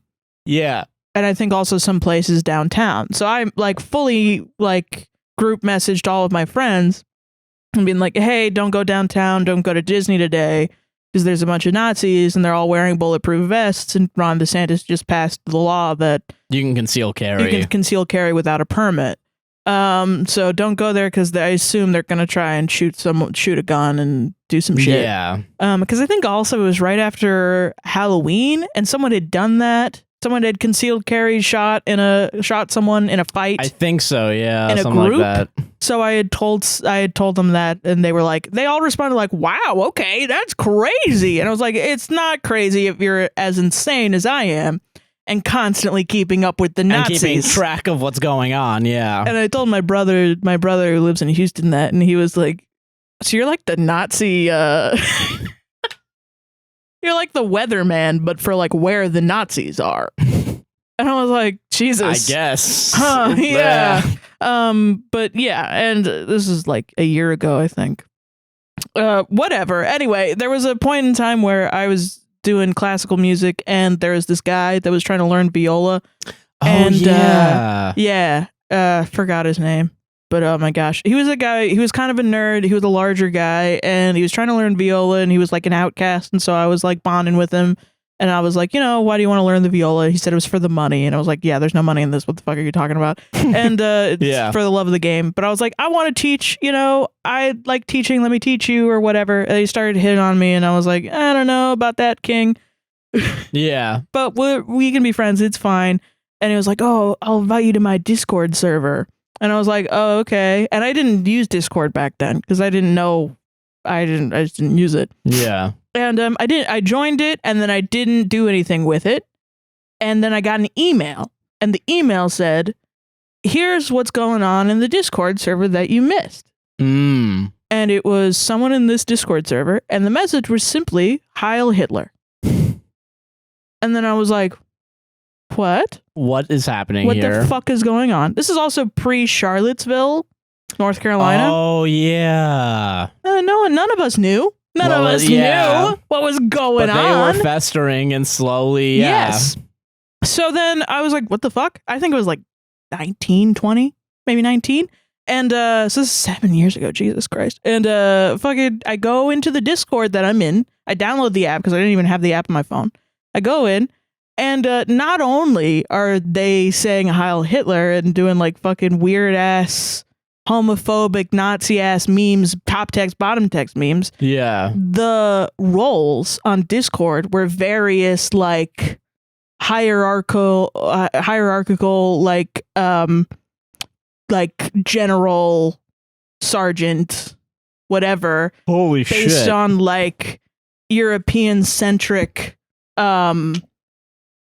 like, you're like a medieval times ass, like you're a king or you're a soldier or you're this Jesus. or whatever. And I left, and then he messaged me afterwards to be like, what did you see? What happened? And I was like, I just don't fucking support that shit, man. And he was like, don't tell anybody. And he cornered me in class and was like, hey dog, don't tell anyone. And then I told everyone. Yeah. Because fuck you, dog. Fuck you, yeah. That's what's gonna happen if you fuck around. Someone's gonna find out eventually. Like, yeah. Anyway, and then that guy got married to a man. Wow. Huh. Yeah. Who would have thought? But he was like, no. The way that he told people that he tried to get out of it was, it's just memes. It's just memes. I just think it's funny. I'm just being edgy, guys. And it's just memes, and it's funny. And I was like, no, that man is a Nazi. And then Charlottesville happened, and the people that looked at me like I was crazy were like, oh, wait a minute. He might be a Nazi, actually. Hold on. They're still around, apparently. He needed one big event to fucking, again, kick your ass into... what happens. Yeah. Even us, like, just us as white people and trusting the establishment. We need, like... We don't need it, but we shouldn't need it. But like big events happen, and then people spring into action, and it sucks. You should spring into action first. Yeah, I mean, it's the classic an ounce of prevention worth a pound of a cure. You have to fucking be working before shit like this happens. That's the thing. You should be freaking out, man. Yeah. So fucking funny though that like you're gonna call the person that called you out like fucking for doing shitty things. No, you're obviously a bitch. Yeah, and you're sneaky about it too. And that's now the thing. Yeah, you're mad that people know who you are, and then you blame the guy that told everyone. Yeah, fuck you, man. Fuck off. Fuck off. Yeah, I do that shit now all the time. I was in a fucking training thing, and the guy next to me was like, oh, fuck communism or whatever. And I got him to admit that if he saw because he was constantly like, oh, guns, U.S. military is the best, blah, blah, blah. But he was like an alt guy that smoked a lot of weed. Oh. Like he was into like metal bands and shit. Also, I think was trying to be a streamer or something. Oh, really? Yeah, and he was like, "Yeah, fucking, I got a buddy that was a Vietnam War vet," and I was like, "I don't believe you, but okay." Yeah. And he was a Vietnam War vet, blah blah blah. I was like, probably was the son of a Vietnam War vet. I don't disagree that he's not older than you, but I mean, from what he's saying, I don't really believe that he's like that because my dad was a Vietnam War vet, and he wouldn't be caught dead saying the shit that you're saying, man. Yeah. He's like, yeah, fuck the blah blah blah, China, the communists, we need to wipe out communism and stuff like that, socialism, all of it's bullshit. He didn't know the difference between communism and socialism because he was an idiot. Yeah. And I got him to admit that if he saw like China's flag on like a being on the back of a car, he would take out with a gun that car over a car with a Nazi flag on it. Wow. Yeah, I wonder what you actually believe then, my guy. Jesus. You gotta be aware, man. And people, if they don't fucking fuck with you anymore, you're doing something fucking wrong. It's being checked. You're being fucking checked. People intuitively know. People are not stupid. They know in their gut. They can actually tell when something's wrong. Yes. Jesus, man. You're an idiot. I was just photoshopping people's faces. Also, at some point, if you're like photoshopping your friends to make them look like assholes, you're not friends with them. You're not a good person. It was like Super Mega did that to Danny and Aaron when they would show their faces, but that's because they know that they're friends with them. Yeah, like, and also there's a little bit of consent there too. Yes. Yeah. You're not just bullying people behind their backs. Yeah, and then they find Discord. out, and wow, they're mad at you. Whoa, shocking! What an extreme consequences for Someone's your action. Mad at you because you decided to make fucking shitty memes. Also, sharing. Also, I totally don't believe that you guys weren't that disrespectful that you wouldn't share nudes. You guys crossed the fucking limit already. If you're sharing DMs, the sexting is fucked up. Yeah, it's absolutely fucked up. That's like, really ridiculous. Yeah. Yeah. What morals do you have? you know, what are your morals? I wouldn't associate with you anymore. Yeah. I don't even know you. Yeah. I don't even know your ass. I don't even know what was in that shit. Yeah, but it doesn't sound good. Doesn't sound fun. It sounds just immature as well. Yeah. There's so much other shit that you could laugh about. You could make shit up in your brain. Yeah. And laugh about it. Yeah. Or just a polar bear on a big bouncing ball. That's funny. Think about that.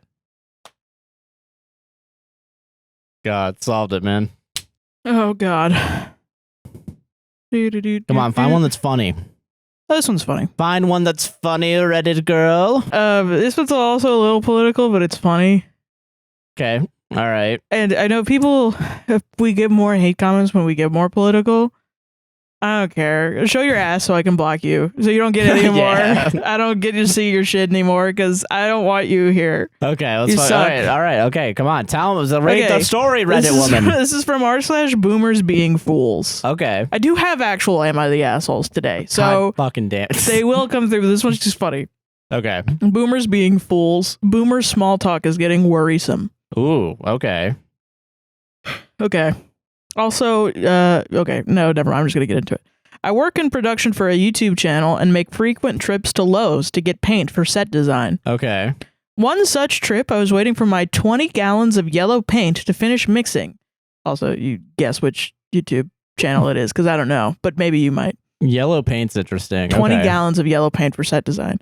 One such trip, I was waiting for my 20 gallons of yellow paint to finish mixing, and a wild boomer appears next to me. Like he's a Pokemon? Yeah. I'm unsure if he's waiting on paint himself or waiting for someone near the paint section.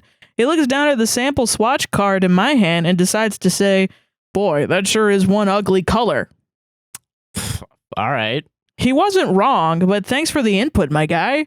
I chuckle and sheepishly reply, "Yeah, it's for a set wall. What's the set for?" I'm in video production. It's just for an online video. I didn't want to say YouTube in case he wanted to ask more questions, but then... Yeah, if you say online video, it's probably... Yeah. Well, let me know if y'all filmed the execution of Anthony Fauci. I'd love to watch that. What? Is this what small talk is for these fucking people now? Yeah, what? I just replied with a confused I don't know about that. I pretended to take a work call away from the guy. Fuck me. Yeah. Isn't that funny, man? What the fuck, dude? Just what brain rot? Like you're looking at paint and then you're just thinking that about paint's Anthony ugly. Fauci. I want to kill a man. Man. That's wild. What? That is worrisome. Tell me your children don't talk to you without telling me your children don't talk to you. Like, wow, man. Wow. Jesus. That's insane. I do totally believe that fucking happened, though. Yes. I once was on a Bumble BFF when we were trying to make friends. Yeah, in COVID. And I connected with this guy, and he was around our age, and like I think he put in his bio that he's like cool with politics or something. So it was like, oh, who do you like as politicians, you know? And then I think he said something along the lines of like, honestly, I only really hate that bitch AOC. And I was like, okay. All right. Well, I'm gonna leave. I'm gonna leave. Was that open? But yeah, fucking yeah. So I totally believe people are just out here being that viciously open about their opinions. And I'm gonna be honest. The only thing now is that it's political. Like I remember. Well, I mean, it was political back then too. But like, yeah, like 2020. Actually, no, it was 2019. Yeah. Yes, because I was living at with. Yeah. I was in an Uber, and the guy driving it was like an older, middle-aged man. He wasn't that old. Yeah. And there was a U-Haul place, and it was like a really bright orange. Because the U-Haul orange. Orange, yeah. And the guy was like, wow. And I was like, yeah? I was like listening to music, you know, because usually I try to talk to them if they want to talk, but if they don't, I don't talk, yeah. Yeah, I don't talk. The guy was like, wow. And I was like, yeah, okay. What's going on? Something wrong in the car. What's happening? We're in a machine that could kill us both at any point. What's going on? Yeah. And I'm nervous. I'm going to die 24/7. So you can't just shout wow at me. And he goes, that color is so ugly. And I was like, what color? And he goes, that orange, it's so bright. And I was like, okay. Yeah. Calm down, please. And then through the rest of the ride, he was like, God damn. That orange, why would they paint it like that? I guess to make it look so you look at it. And I was like, yeah, probably. I had to like gentle parent my Uber driver. That's weird. Wow. What's it about like paint colors that get older people to be like? People have opinions about paint colors. Yeah. Man. Wow. That's ridiculous. I mean, I didn't expect the Anthony Fauci. Yeah, I was I feel like it's a natural part of life to just like, is it just like you get older and then you start bitching about paint? Anything, yeah. Old man yells at cloud, you know? Yeah, literally. This cloud is too white. I need everything to be to my liking. Trump should win. I mean, it's so funny because like a lot of that I weirdly relate to, not the Trump or the Fauci hate, but the like. No, you totally believe that. Behind the scenes, I'm going to out you right now. I just like get mad at random shit and then I'll just, you know, like the last episode, the multiple times I was just like, man, fuck Drake. It's like it has nothing to do with anything else. Yeah, that was funny too because I posted that TikTok and it was just like you were so angry from that and like there's no context for why you're angry. Why I'm angry? Yeah, because no one on there comes to see it. It's just but yeah, that's really good. God damn, solved it. Don't make a bad paint color or else the booms are gonna fucking yeah. Watch out for the boomers, man. The boomers are coming for you. Am I the asshole for telling my sister-in-law that she dresses up too sexy around my son? Josh read the title of this one and he laughed so hard, like he giggled like a lot. It's funny. It's like you're dressing up too sexy around my son. How old is his son? 8. Okay. Yeah. All right. Okay. Sure. Are you ready? Okay. My wife, 39 female, and I, 41 male, have a young son, 8 male, named Adrian. Adrian is very close to my wife's older sister, Rena, 42 female. I, too, am very close with my sister-in-law, and I've known her ever since I was in grade 7, and she was a grade above me. I actually started off being best friends with Rena, and then she introduced me to my wife. No. Rena gives my son a lot of physical affection, And for example, she likes to playfully give him noogies. Oh, yeah. My son laughs so much whenever she does this. But it is a bit creepy thinking about what this would all be like if the genders were reversed. Okay. But what really drives me to post this thread is what happened last month during my son's 8th birthday. Rena came over to the house to celebrate, and she wore this crop top and a sexy leather jacket. And after my son went to 2 layers? Slut. What a whore, dude. How dare you wear a leather jacket? That sexy jacket that turns me on. What the fuck? And after my son went to bed later in the night, my wife, my sister-in-law, and I hung around and had a few beers. I tried to be funny, and I made a joke about how my sister-in-law dresses up as sexy as a woman can get away with around a little kid. You guys gotta figure out how to make jokes. You have to figure out how to make jokes. Parentheses, in general, she likes wearing sexy clothes and doesn't think it's wrong to do so around Adrian. I didn't anticipate how offensive my joke would be to both women, but they both got very angry. In particular, my wife thinks that my joke was reflective of my, quote, true feelings for her sister. Parentheses, they aren't, and I only meant to be lighthearted. My wife even rejected the little card that I made for her as an apology, and my sister-in-law has gone no contact with me. ... Yes. End of post. I would go into contact with someone if they thought I was Well, have you considered the fact that saying that your sister-in-law is wearing sexy clothing when your wife's in front of you, as if you don't obviously want to fuck her? The sexualization is really weird. It's really not on good. On both sides. Like, so A, you're sexualizing your wife's sister, but also you're sexualizing your 8-year-old son. Yeah, into thinking that, like, he's horny for a 41-year-old aunt. Yeah, aunt. What are you talking about, dude? You got a problem. You have problems, dude. That's not reflective. You need to go to therapy. Yeah, I think. Yeah, it's totally not reflective of any feelings I have at when all. I'm putting when you're writing in the post. She was dressed real sexy, like, and it's interesting that you think that immediately that he wants to fuck her and not that, like, he's the genders were reversed thing is a red flag for me for Reddit posts that are written to demonize women. Yeah, like that, like AI posts that are written to demonize women, because like fucking that's the shit that is always the response to the, like, I'm really mad that my husband doesn't clean up after himself.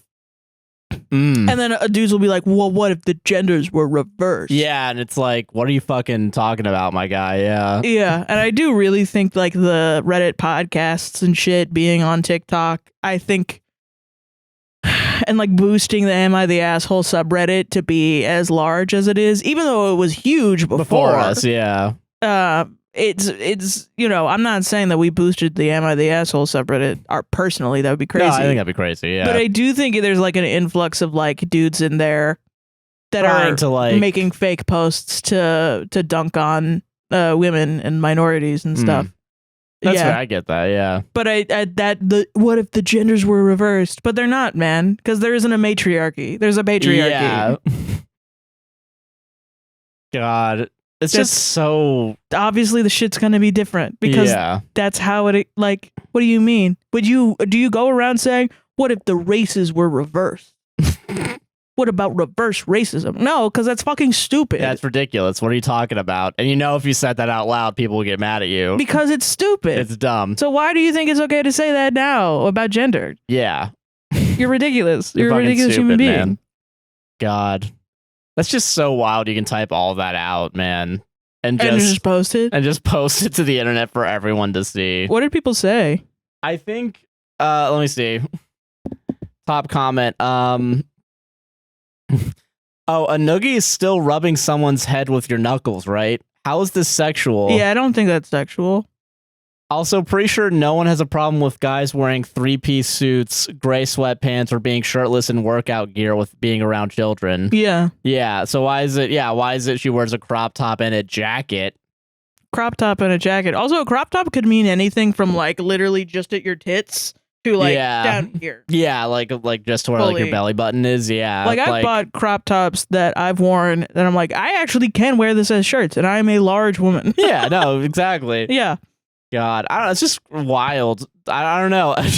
I giggled really hard when I saw that. You really did. This is why we do this podcast. My son wants to fuck my sister-in-law. My 8-year-old son needs to fuck women.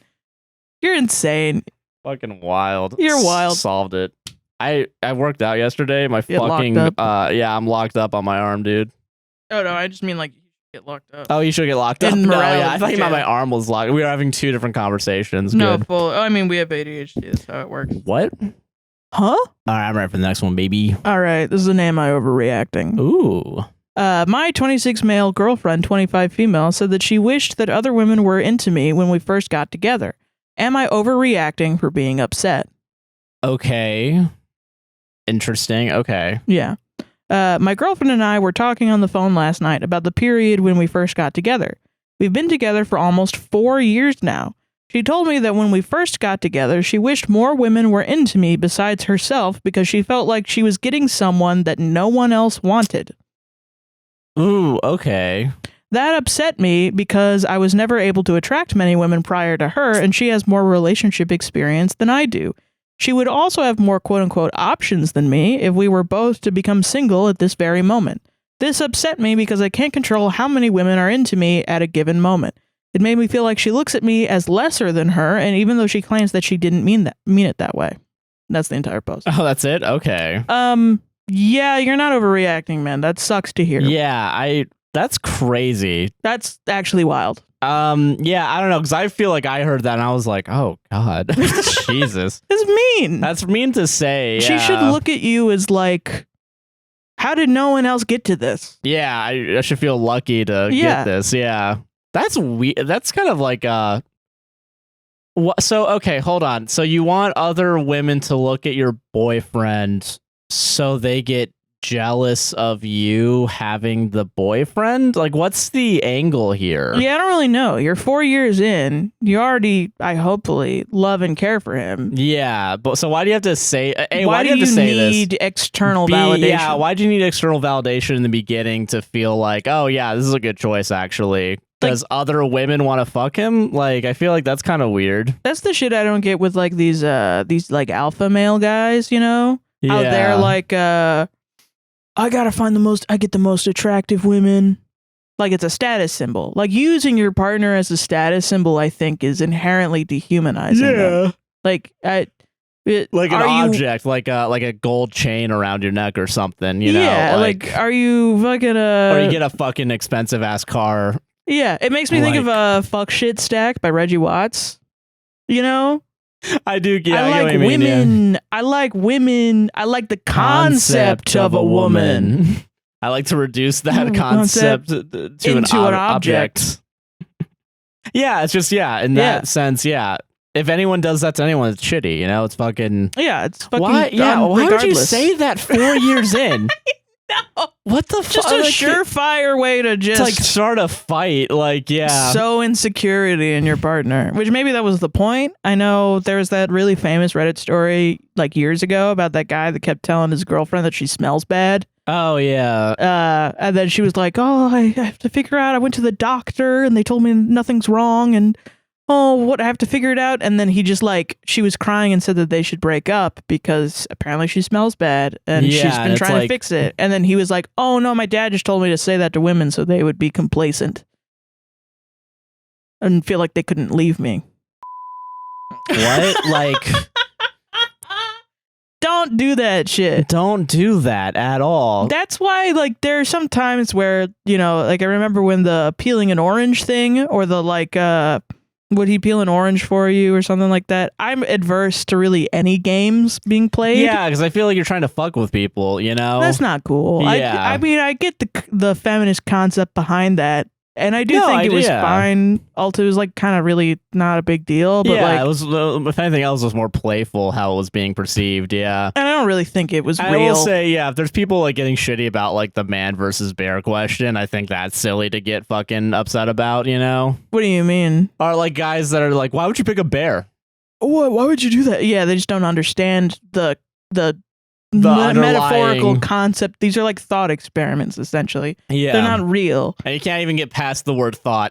Yeah. That's not even a word in your dictionary. Yeah, no, I'm not thinking. We can't get past that. If we can't even give you thinking, how are you going to know what an experiment is? You know what I mean? Like, yeah, but I mean, it's there's nuance to everything, you know? Like, I really don't think those were that terrible.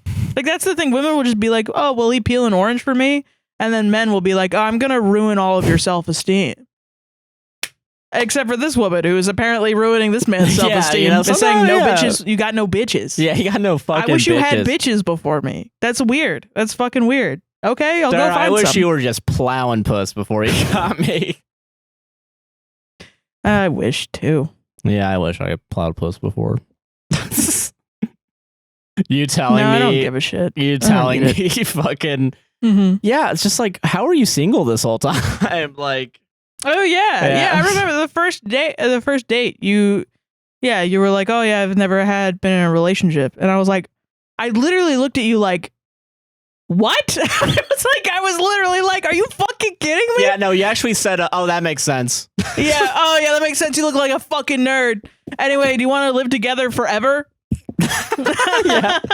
Yeah, sure. Yeah, sure. No, I was literally like, what do you mean you're so cute? It's like, what are you talking about? God. What do you mean? Dude, that's so annoying. Why would you sow that insecurity knowingly? Yeah, it's really fucking stupid, man. This is rude as hell. God. Solved it? Not overreacting? Fuck that. It's immature. The comments were like, you're not overreacting. She was being immature as fuck. Yeah. Agreed. Yeah. God. Fucking...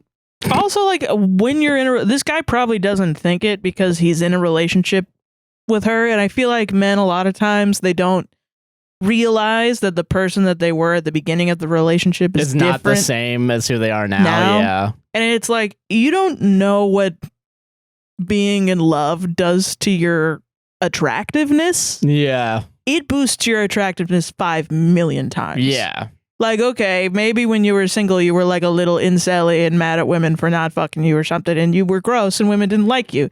Now you're in a relationship, you love women, you're a healthy, well-adjusted man, you got the relationship weight. Yeah. Women want to jump on that shit. Yeah. Like, I'm sure there are women that look at you and they're like, oh my God, Josh is so fucking hot. And I know that you bitches exist because he's hot. Because he is hot. I know that you bitches exist. And good. And I think you're cool too. You better. I swear to God. No, I don't care. But like, yeah, no. Someone calling me hot and I just like, oh yeah, you're nice. And then moving on. It is a little weird sometimes. Yeah. To have someone be like, oh my gosh, you're so hot. You guys can fuck Sarah though. It's okay. It's all good. I'm a monogamous bitch. I'm not fucking anyone other than Josh. That's fair. That's fair. I do. You can look though. Look, don't touch. Yeah. Look, don't touch. And that goes for both of us. If Josh is okay with that. I don't know. Okay, that's fair. I'm okay with that. Yeah. Yeah. God. Okay, next story. Jesus, okay, I want to read. Sorry, go. I was gonna read, but then I started laughing at a different title, and then you fucking. I'm sorry. Nah, I'm joking. Okay. Am I the asshole for telling my wife she isn't my mom, so I am not the one who is supposed to get her Mother's Day gifts? Yeah, you're a fucking dick. I added the word idiot in there. But yeah. Misrepresenting him?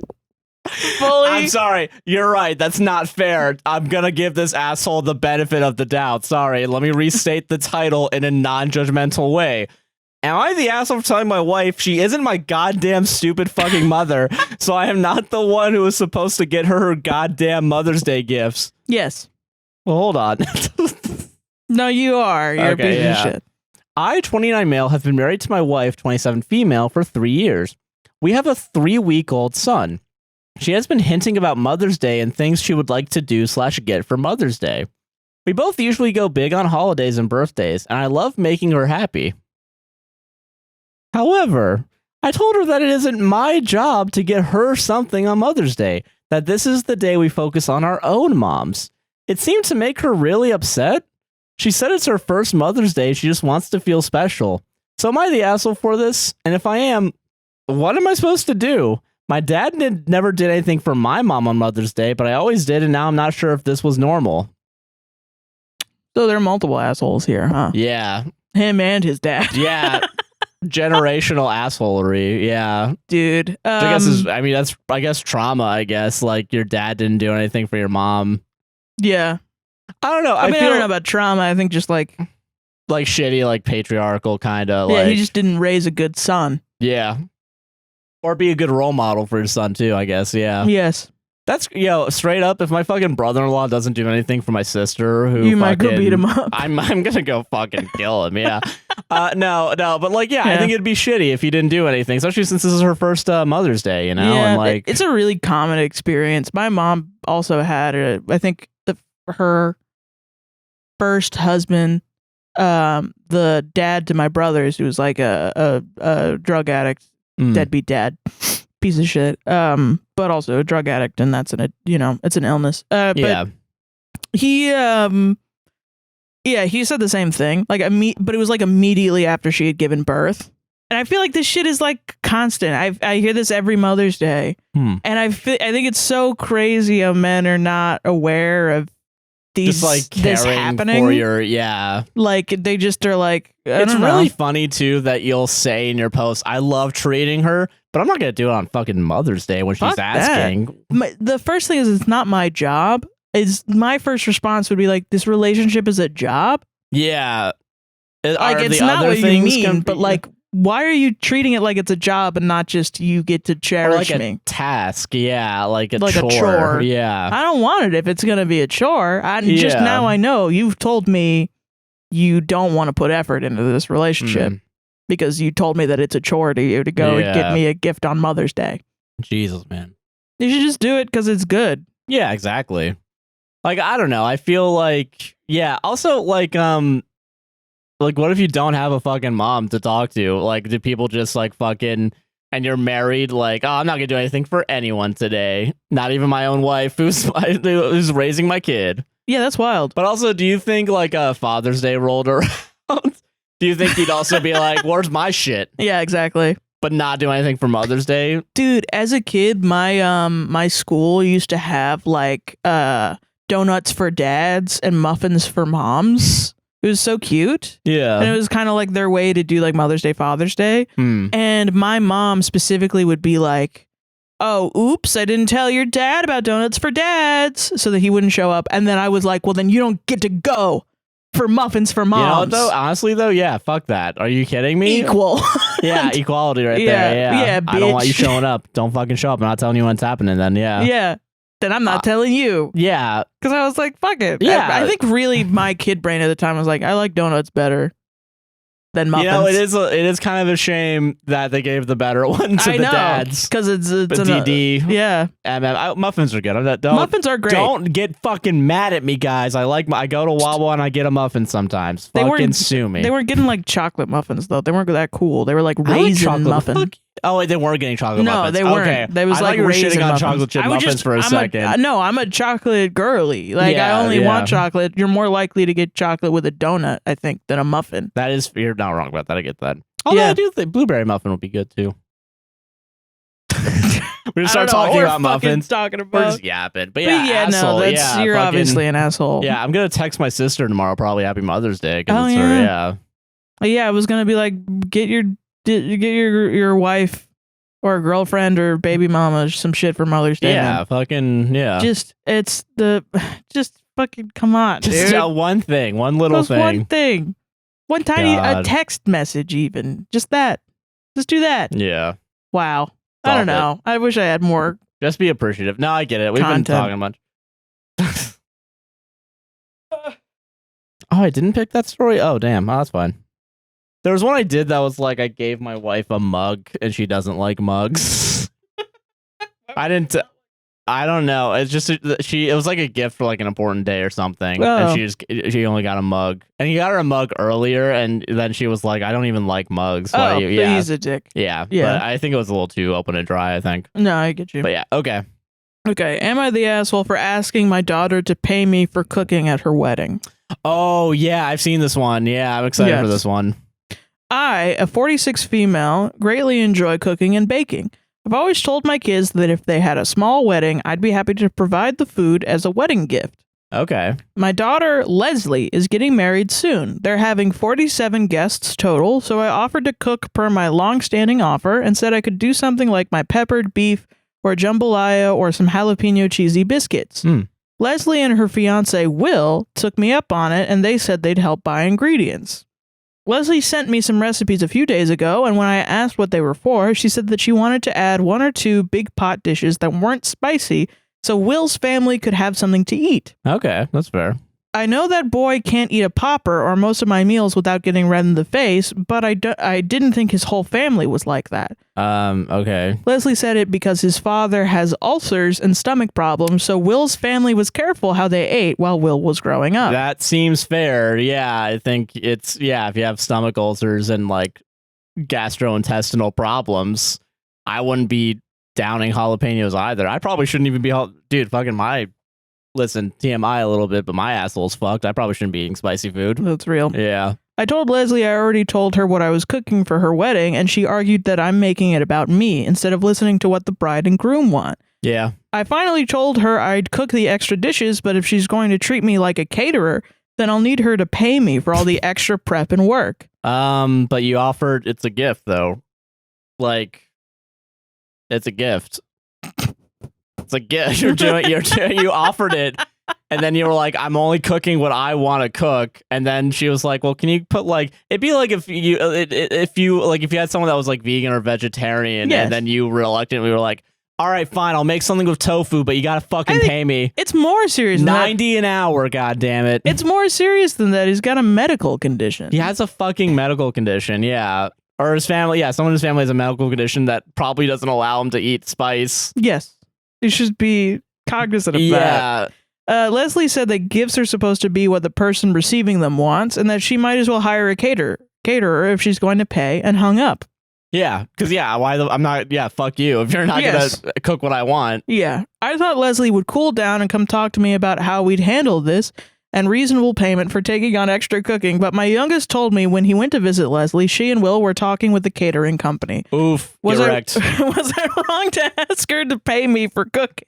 Yeah. Get wrecked is funny. Well, yeah, because you asked for that. You say, if you're saying pay up, and then my response would be I'm gonna pay someone else then, I guess. This is what scares me about weddings is like just people being like, oh, don't worry about it, you do not have to pay for that, I'm just gonna do it and I'm gonna fuck everything up. Yeah, exactly. And then now I'm in the position where I have to be like, please don't fuck up my wedding. Yeah, I'm asking you to do a very specific thing. Just don't want you to also, do that. and I know cooking's a lot, but like if it's literally just 1 or 2 pot dishes on top of what you were making. I mean, it is probably extra work. Like when I read it the first time, I was like, I mean, she is asking you to do extra work. But then the top commenter was like, you're the asshole for only cooking spicy dishes. And I was like, that is fair, I think. Or even like switch one dish out for a non-spicy dish. This and then is you're all the food for the wedding. Yeah. And it's all spicy. Yeah, that'd be crazy. She probably should go with a caterer anyway. Yeah, if you only know how to make spicy food, that's not good. No, yeah. You need a variety. Yes. Yeah. Like if you went to a wedding and all they had was, and not even spicy, like if all they had was fucking like dairy products or something like that. Just a big block of cheese. Big old cheese.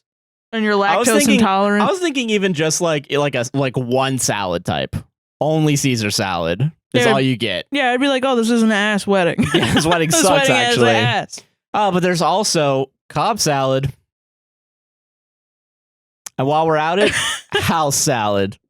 What is there to drink? Why don't you like what I... Yeah. Like, okay. And then, no, only Dr. Pepper. Only Dr. Pepper. No water. If I see you go to the fucking water fountain, I'll fucking kill you. Yeah, like that's wild, man. Yeah, no, I'd get a caterer at that point. And even then, if it's like a poor couple or it's like a smaller wedding or something and that's all they can afford, I'm not even really going to get mad at that. No, yeah. But like if they're asking you, they're saying, I can pay someone to do a better job. And then... Or if you really want to do this, then this is what I would like for my wedding. And then you're like, no, shut up. You're going to like my gift anyway. It's like, okay... No, this is not a gift. This is how you get uninvited to the wedding too. Like, yeah, if you're gonna be fucking like shitty about it and like be like, I'm I was supposed to cook all the food for this wedding. I was supposed to do it. I was supposed to cook all the food, and I can't now anymore. Yeah, fuck you, dude. Top comment. You're the asshole if you're only willing to make a quote-unquote spicy dish. Yeah. If you want to make, or that is the only thing you know how to make, a peppered beef or jambalaya offered to make it not spicy. I'm sorry, you gotta write better grammar. No, yeah, but if it's literally just like, you can make it less spicy somehow. Yeah, you don't need to make it spicy. Yeah. Wanting to make sure food is edible / enjoyable for all guests is common courtesy. If you want to lord over / judge people for not eating / liking spicy stuff. It's also not even your own fucking wedding. Sorry. Even if you don't think it's spicy, it makes you an asshole. And yes, being strict about what your gift is without consideration of the receiver is bad behavior. If I know a child needs a 4-person car for their family and I offer to buy them a 2-seater sports car, that would be asshole behavior. Oh, yeah, for sure. Yeah. Why would I give you something that you don't like? I mean, we talk about this a lot, and I think this problem is really a big widespread issue. Is like old, like Gen X or Boomer parents being like, "Oh, I have a gift for you. It's a gift. Shower me with praise." And it's like a broken microwave. Yeah. And it's just like a task of now we have to recycle this microwave somehow, or something. Yeah. We toss it for you. Yeah. Yeah. It's constant. I don't know. And it's not just like, I mean, we've been in that situation, but I've also heard from a lot of my friends too. Like, yeah, our parents fucking constantly, we keep telling them, no, don't get us this thing because we're going to go buy a specific thing. And then they give it to us and then they act like we're ungrateful. And it's no, you're just making waste. Yeah. God, You're just wasting things. God, it's so fucking ridiculous. Jesus. Yeah. God. Yeah, fuck you, man. Yeah, You're dude. the asshole. You're the asshole. Solved it. This one's the anger episode, part 2. Part 78. Yeah. Part 197 yet. Yeah. Oh, yeah. 3 episodes will be our 200. I don't know what we're doing for it, but it's we're 200 episodes. It'd be really fun if we just don't even mention that it's episode 200. That would be funny. I know for our 100th, we went to Party City and I think we still have those hats too. We just wear them again. Nah. That's it. I don't want to do that.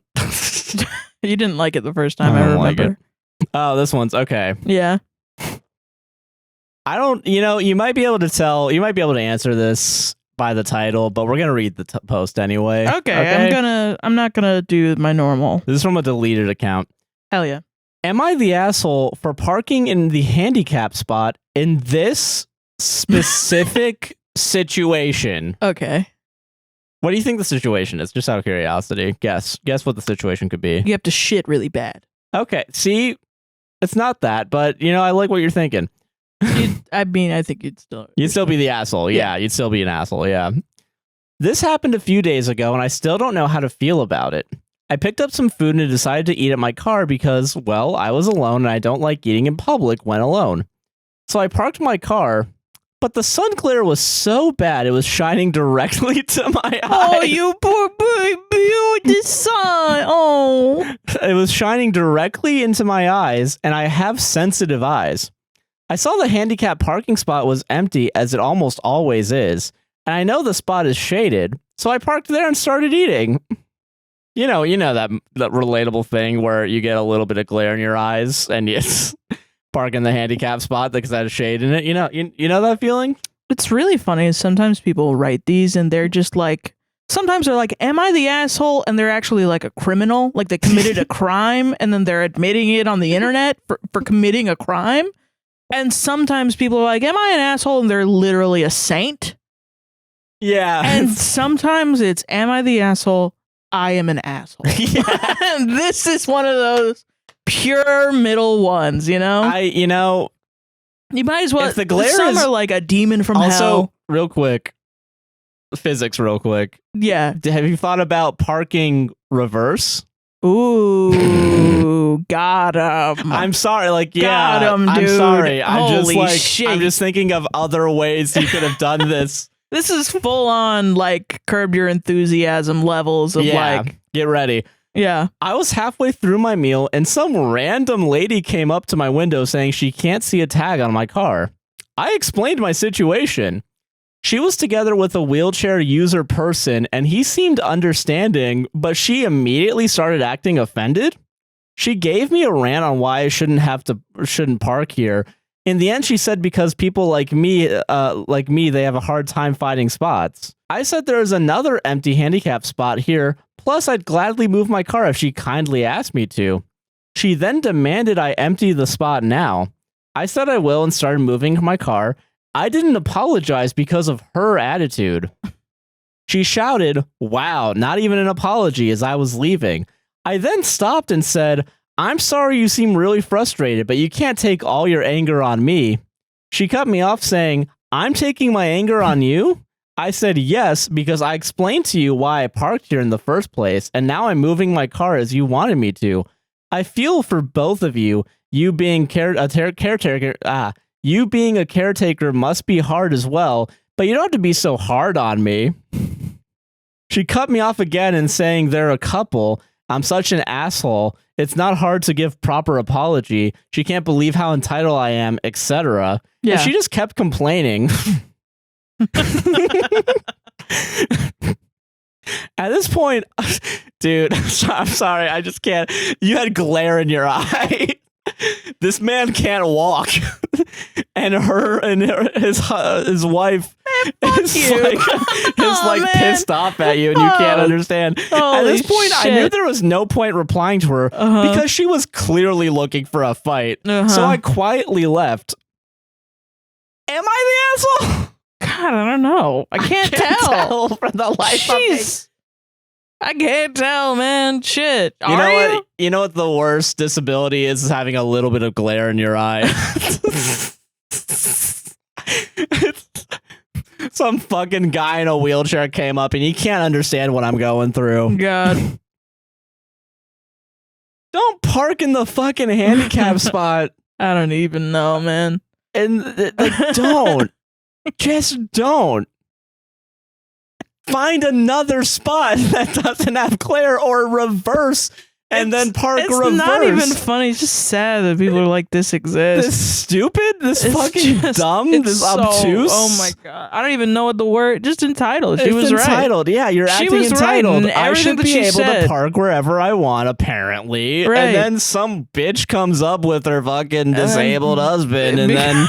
And then because she caused this scene, you're like, how dare you be irritated at me? What are you talking about? Jesus Get fucking Christ. real, man. Jesus.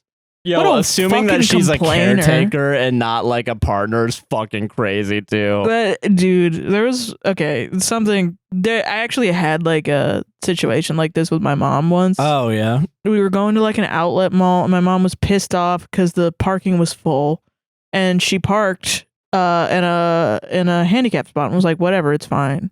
She fully was like, I think it was like 14, 16, something like that. Jesus. And so I was like, okay, I don't know. You're the adult. Yeah, you know more about driving than I do. Yeah, I don't know how to drive yet. I didn't learn how to drive until I was like 20 something. So I was like, okay, I guess. I don't know. You probably know this more than me, mother. Yeah. Yeah. And she had parked and it was like really close. There was like a series of handicap spots. Yeah. And she had parked also like shitty, like on the close to the line. Dude, too. Also diagonal parking, taking two spots up somehow. Yeah, she just didn't do a fucking good job of parking and was like kind of a dick about it. And she was like, no, I have to go in. Whatever. I don't even remember what happened. We went in. It's been like a long time, like 2 hours in there. Oh my God. I know. Yeah. And then we came. Fuck your mom, dude. For other reasons and this one. Yeah. No, she was consistently like just real white lady, blonde. I can do Karen, whatever I want. I'm entitled because I'm white and whatever. And so then we come back out after like 2 hours. We get into the car. I have to like. She's complaining because the car next to us is parked too close to us. So I couldn't really get into the car. So I had to like shimmy in there. And there was a man in the car. Oh, no. Crying, weeping, tears. And I made eye contact with him because his window was down. And he was like, he looked at us and saw that we were both able-bodied. Yeah. And because I assume he had been looking at the car and saw that we didn't have a tag on. Yeah. And so he was like, you're not even disabled? Like you don't even what? And I was like, what? Because I don't know, I'm 14, 16. and he's crying, and his child is in the seat next to him in the front seat and is like screaming at the top of his lungs. And obviously having like a meltdown, like an autistic meltdown. I don't know what his disability was, but he was having a meltdown and screaming at the top of his lungs. This guy's crying, and he looks at me and he says, how dare you, or something like that. And he goes, I know, I'm not mad at you because you're just a teenager, but don't be like your mom. Don't do this again. Yeah. Tell your mom not to do this again. Okay. And my mom was like, get in the car. And I was just like terrified because I think that was the first time I'd ever seen a grown man cry in public. Yeah. Like really in public, like really fully. And I was like, I don't know what to do. And the guy was like, I had to physically like pick up my son out of his wheelchair and put him in the front and try to get him into the back seat. Oh my God. Because that's the only place that's safe for him, and we didn't have any spots. And that's because your mom decided to not park where she needs to park. Do not be like your mom. Wow. Yeah. I mean, yeah. And yeah, that changed me forever. And did your mom go on Reddit afterwards to be like... No, she did the thing that people did before Reddit, which was bitch to me. She was like, so everyone's done he that shouldn't have done that. Reddit. He shouldn't have yelled at you. You're just a kid. You don't know. I'm like, you should have talked to me about it. Bitch, and I you're was the like, one that fucking decided. I don't think he has the energy to yell at you, Mom. I think he probably was going to hit you or something. Yeah, he was going to fucking kill you. Wow. Yeah. No, and people still have the gall to be like, you should talk to your mom. No, I don't think so. No, I don't think so at all. Fuck her, man. Jesus. Valuable lesson. Luckily, like all the times that my mom is being a menace in public that I've been like sadly dragged along to, everyone usually was like, the people are like, don't be like her. Yeah. Like how many times? We could all tell from, that far away, yeah. How many times do you have to be in public with your mom? And then my mom's like, I embarrass you, huh? It's like, yeah, because you're insane. Yeah. Yeah, dude. Yeah. Jesus Christ, man. Because you're an insane person. I mean, Solved it, though, if anything, like my only real, the thing about being an asshole versus being not an asshole is like the people around you notice. Yeah. God, like man, everyone around you, you're going to cause a scene in public. Everyone else knows, and everyone in your fucking family knows that you're a dick. Yeah. If you're just doing dick shit. Yeah, it's gonna. Yeah, if you're doing it out in public, everyone's gonna fucking know. The karma comes back immediately, and that everyone's like mad vision of you changes. Yeah, exactly. And that's what happens. That's Yeah. how we, socially check each other. No, yeah, for sure. It doesn't have to be bullying, and it doesn't have to be whatever. It's just, the character that, creates you is different. Yeah. And now I'm gonna fucking distance myself or whatever. Yeah. God, man. Yeah, that shit was wild. That was, I think, the first time I was like, oh my God. Oh my fucking God, yeah. And my mom was mad because he traumatized me or something by crying. Oh, yeah, he did. Totally, yeah. I'm like, no, we traumatized him, man. Yeah. Oh, these are the last few stories? Oh my God. Oh my, real damn. I feel like this flew by quickly. I know. Maybe because I enjoyed this as opposed to talking about fucking that dog shit movie. You're like resistance training, the podcast, where you have to eat your vegetables first. Yeah, exactly. So that you like Reddit stories now. Yeah. Yeah. Yeah. Finally, I'm turning around to actually enjoy the thing people want us to do. Yeah. Oh, this one's wild. Hell yeah. It's from Today I Fucked Up. Ooh, okay. Today I fucked up by accidentally revealing my student's paternity during a genetics lesson. What? Okay. What, how? What, why, what, no. Well, I'm going to tell you. Okay, help me. Okay, good. Good, please. Okay. Dick. Floor is yours, madam. Okay. I'm a student supplemental instructor at my university for genetics. My job basically revolves around reinforcing concepts already taught by the professor as an optional side course. Okay. Earlier this semester, while going over parental blood typing, I got to explain how having a AB blood type works as opposed to AO, parentheses half A, type A, or AA, full A, type A, in little genetics Punnett squares. I asked if anyone knew their parents' blood type to the class, and someone raised their hand and told me that his father is AB and his mother is type A, and that he is type O, which is impossible. So I went through with the activity for some reason and ended up having to explain to him that the only way this can happen is if his mother is AO and his father was type O, AO, or BO. He now didn't know if he's adopted or if his mom cheated on his dad. Why did you continue? You should have. Yeah, you did fuck up. Yeah, no. After the session, I walked over to the genetics professor's office and confirmed with her that this is impossible. And she said she'd be mortified to try to tell him the truth behind that and hoped he was misremembering. Fast forward to today, a friend of his updated me and said that he confirmed the blood types, has kept it to himself, and has figured out he wasn't adopted. I ruined how he sees his mother, and I kind of feel guilty about it. At least he did. I mean, Jesus Christ. I'm sorry. I'm just like shocked right now. At least he did well on his exam, I guess.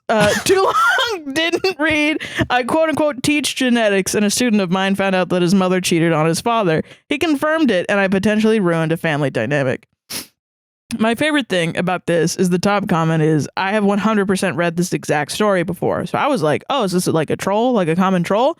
And the comment underneath is, because it happens a lot more than people realize, apparently. Oh, really? Apparently this is like a thing. I guess, yeah, once you teach kids you're blood like, types. I'm going to go be a biology major. And then you go in and you learn about genetics and you're like, that's not my dad.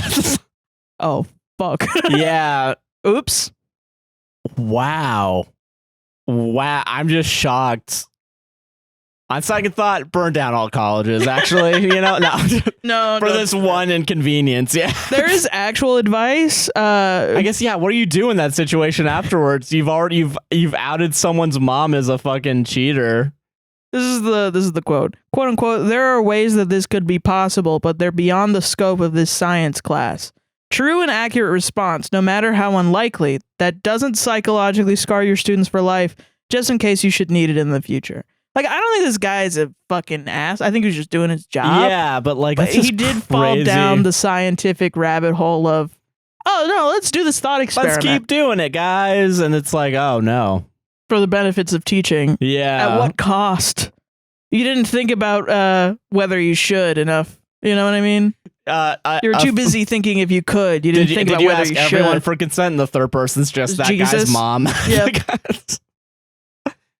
God, that's immaculately concepted. Yeah, exactly. There you go. That's what it is. God, crazy, dude. Fucking, I guess that does have to happen a lot. Yeah, if you're gonna teach people, man, burdened with fucking knowledge, man. I know. It's just one of those examples. Maybe we should all just be ignorant. No, I'm joking. No, I'm joking. Yeah, yeah. But no, there's a fucking, what was I gonna say? There's something else. Oh, there was a fucking a teacher on TikTok that was telling this story about how she was teaching like kindergarten or something, and one of the kids came up to her and had a wine cork. And she was like, oh, yeah. Where did you get that? And she's like, we're not allowed to have alcohol, so I have to tell your parents. So she emailed the mom, because the mom, it was the mom's email on the thing. And she was like, I don't drink wine, or I don't drink that type of wine, and I'm on vacation. Yeah, I remember this story. Because the dad wouldn't answer the shit. And so apparently it exposed that the mom was on a business trip.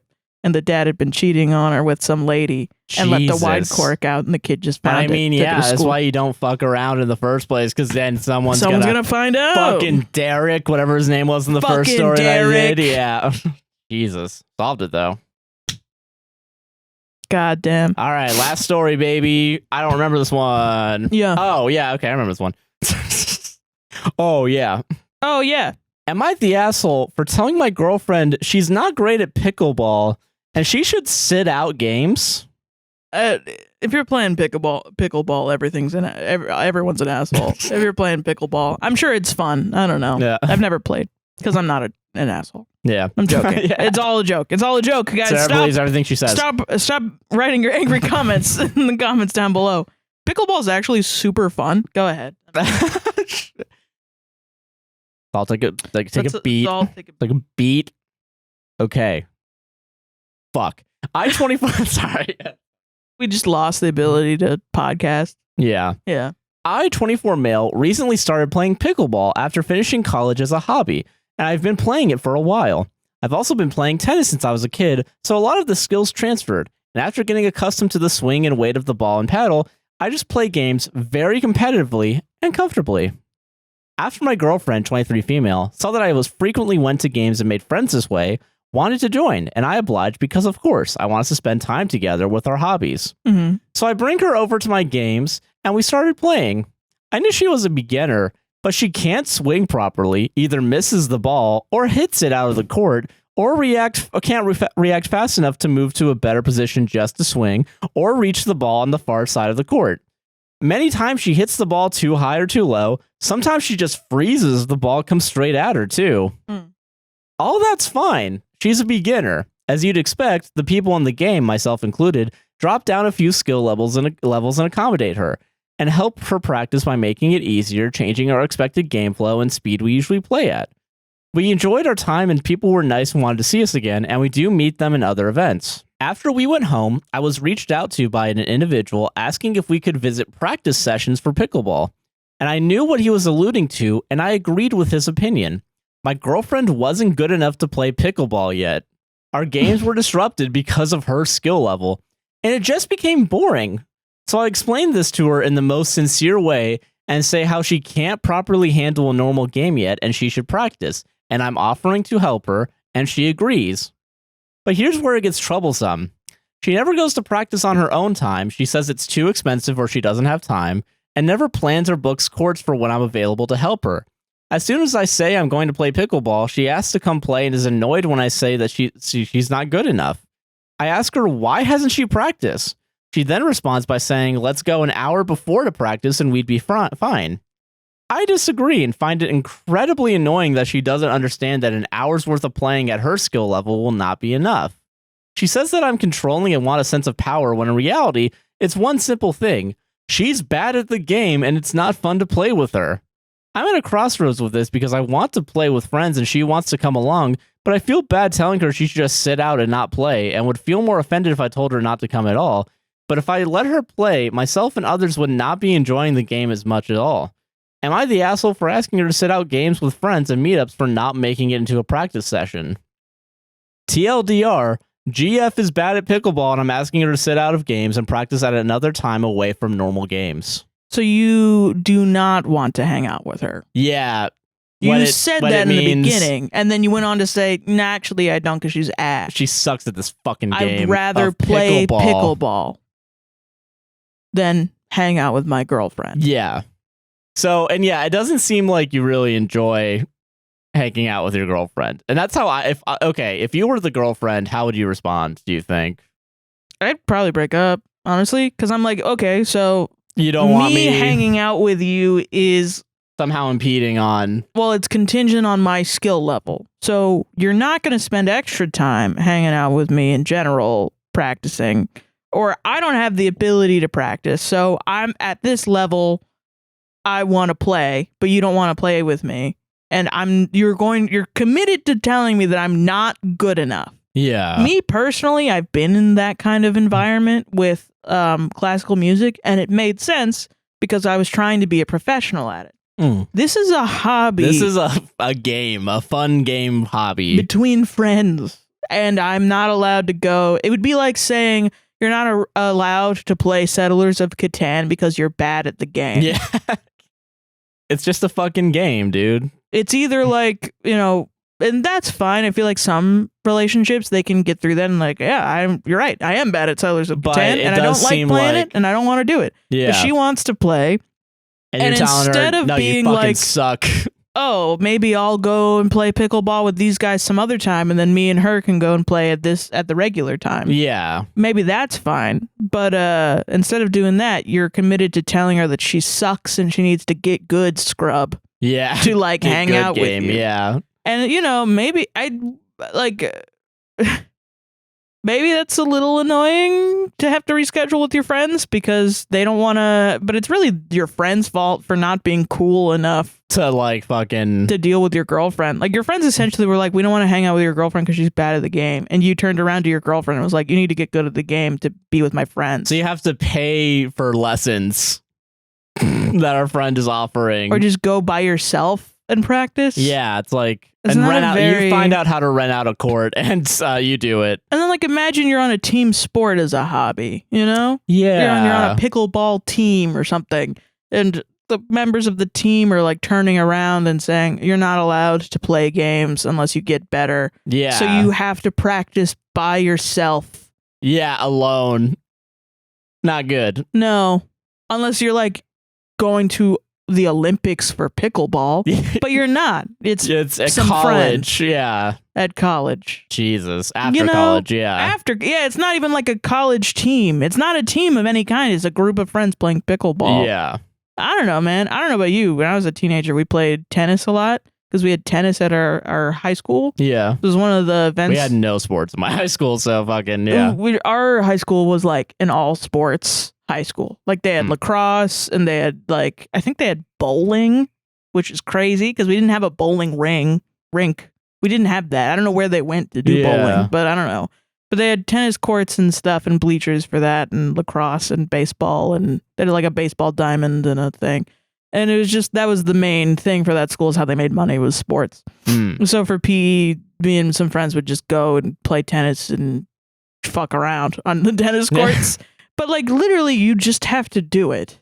That's like with sports like that, you just have to continue doing it. Play, and then you get better. Yeah. Like when I started, I was like, I'm not going to be good at tennis, guys. And they were like, neither are we. Yeah, we're just here to play and have fun. Yeah. Yeah, because we hate PE. Yeah. And we were like, yeah, okay, I hate PE too. By the end of it, fucking one of us got really fucking good at tennis. Yeah. And I was like mediocre. I get that. But it was fun. And we all fucking learned to have fun. Yeah. Together, even though one of us was like really good at fucking tennis. Yes. We would like switch off on sides to make it even because he was like way better than everyone else. So he would be on one team with one other person, and then it would be me and some other person, and then he would switch to me, and then they would play, and then I would think switch. That's fair. Yeah, I think that's a good way to do it. There's a lot of compromise that you can do, but if you're just not willing to do it, yeah, like then you're why? kind of a dick, I think. Yeah. In my opinion. Yeah, that's fair. Yeah. So the girlfriend responded. Oh, yeah. Is why I asked that question. Yeah, you're antsy, huh? Yeah, I'm like, I need to read this. I think it's fair. I think in the interest, it's fair to bring her perspective into it. Yeah, absolutely. If he's talking shit about her. Yeah, which by the way, I think I also would have broken up if I had read this post because I feel like you're a meritocracy guy then. Yeah, exactly. And our morals aren't aligned. So yeah, the girlfriend responded. Okay, so this is the girlfriend, and let me clarify. First, he's not sincere at all when he talks about to me. He yells, and then we get into an argument, and I ask him to practice, but he always says he doesn't feel like it, or he doesn't want to play with me because I'm not good. A lesson in my city is like $80, and I'm finishing up grad school, so yeah, I haven't had the time and money to get lessons. Yeah. And I don't want to turn play sessions into a practice session. I just want to play regularly in the sessions and keep the game going, and that's how I get practice. Yes. Edit. Okay, let me clarify. It was more just like a raising the voice when the argument was already started, not like screaming or anything, and we fixed it. I agree, I shouldn't take him or other people away from the game, but he should also help me practice because I'm genuinely enjoy the game and want to learn. Yeah. We fixed the problem hours ago and just said that he'd help me learn and I'll join the intermediate games once I am better, but he will just go on his own to the other games to enjoy the game and not slow it down for other people. Plus, he's a really loving boyfriend. This is just a minor disagreement that we had, and it's a really small problem in the big picture. We just wanted to get another opinion, but everyone between us is all well and figured out. Smiley face. Oh, okay, well, that's good. I'm glad that it didn't break him up, but like it.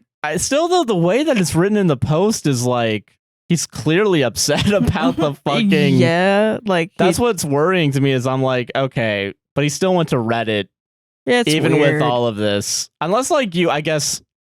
Asked if there's her, anything you take away from our show, it's never go on Reddit. You know, yeah. Never go to Reddit. Yeah. Never do it. But yeah, I mean, I'm glad everything's fine. I'm glad everything's fine but too. That should have like, been what it was in the beginning. Yeah. If you're telling her as you leave, no, because you're not good enough. and then you leave. Fuck you. Yeah, fuck off. Fuck off, man. Jesus, that's Shit. ridiculous. I mean, I do think a lot of these are like. I mean, I do think it's a minor problem, but it's just like I feel like it's still weird how it was written originally, where it's just kind of like, she fucking sucks at this. I hate her, and I don't want to. I just don't want her to be near me. If she was just better at pickleball, man. I love her, yeah, but it's like I was thinking about it because like being in a band is kind of like being in a sport or being on a team. Okay, that's fair. You know? Yeah. I think a lot of like art stuff like that is like a group of people trying to make art together. I think. I treat it a lot like sports. Yeah, where it's fair. like, yes, we all have varying skill levels, and we are all here to work together and create a piece, to do something. Yeah. And it's just not teamwork to say get good scrub. Yeah, no, it's not. Leave and come back. You got to work a little bit. Yeah. You would never in a band have like one guy, and you'd be like, go home and practice, freak. And then come back and show me something, yeah. And it's like, yes, okay, you might say that to a guy that sucks ass. Like, you know, he's going to be your bassist or whatever, and you're a serious band, and he sucks at playing bass or something, and then you tell him to fuck off and come back when he's better.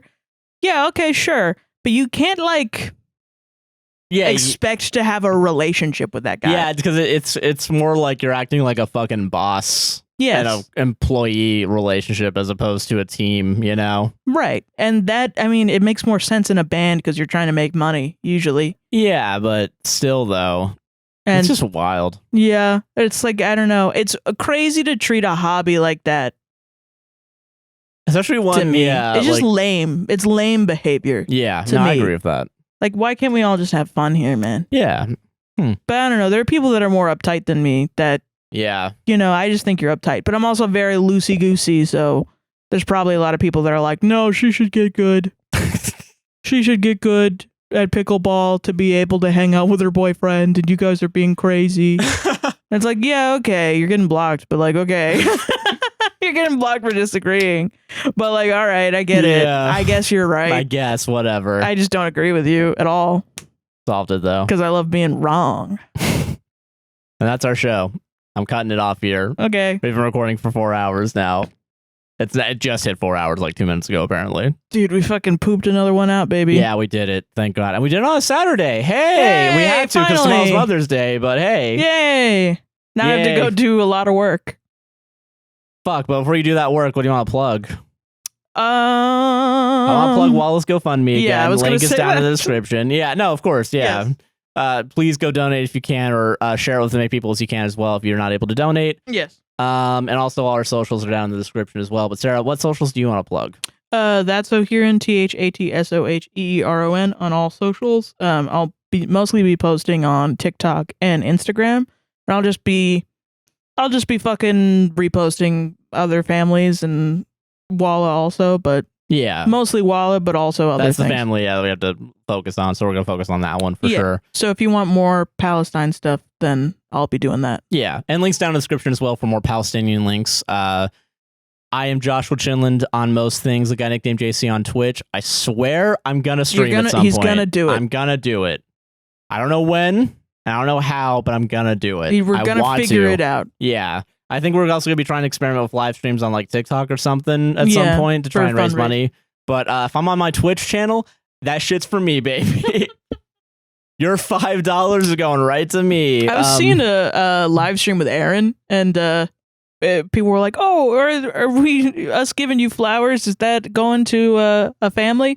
And she's like, "No, I am also struggling, so it's going to me, baby." I get it. No, I do get it. Though, I do get it. I am overdrawn right now. Thumbs up. Same. If you want to support us after doing all the Palestinian links, and if you want to support us and enjoy the podcast, go to our Patreon or Buy Me Coffee, both those websites /APWSTR. Buy our coffee line. It is APWSTR with Straight River Coffee. Links will be down in the description.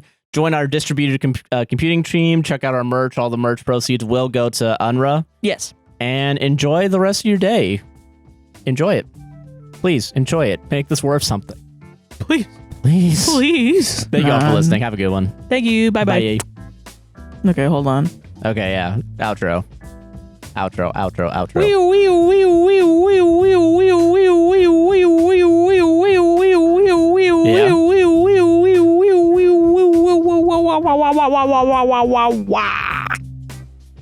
That's it. There you go. That's what I came up with. Couple notes. You didn't say anything. You just made noises. Oh,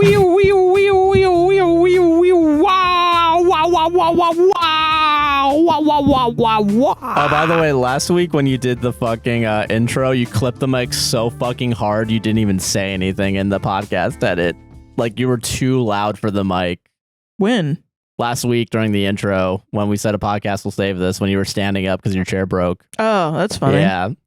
So it was just like, great. That's what it sounded like, yeah. People loved it, so I don't give a shit. Yeah. Is there something in there? There's something in there, right?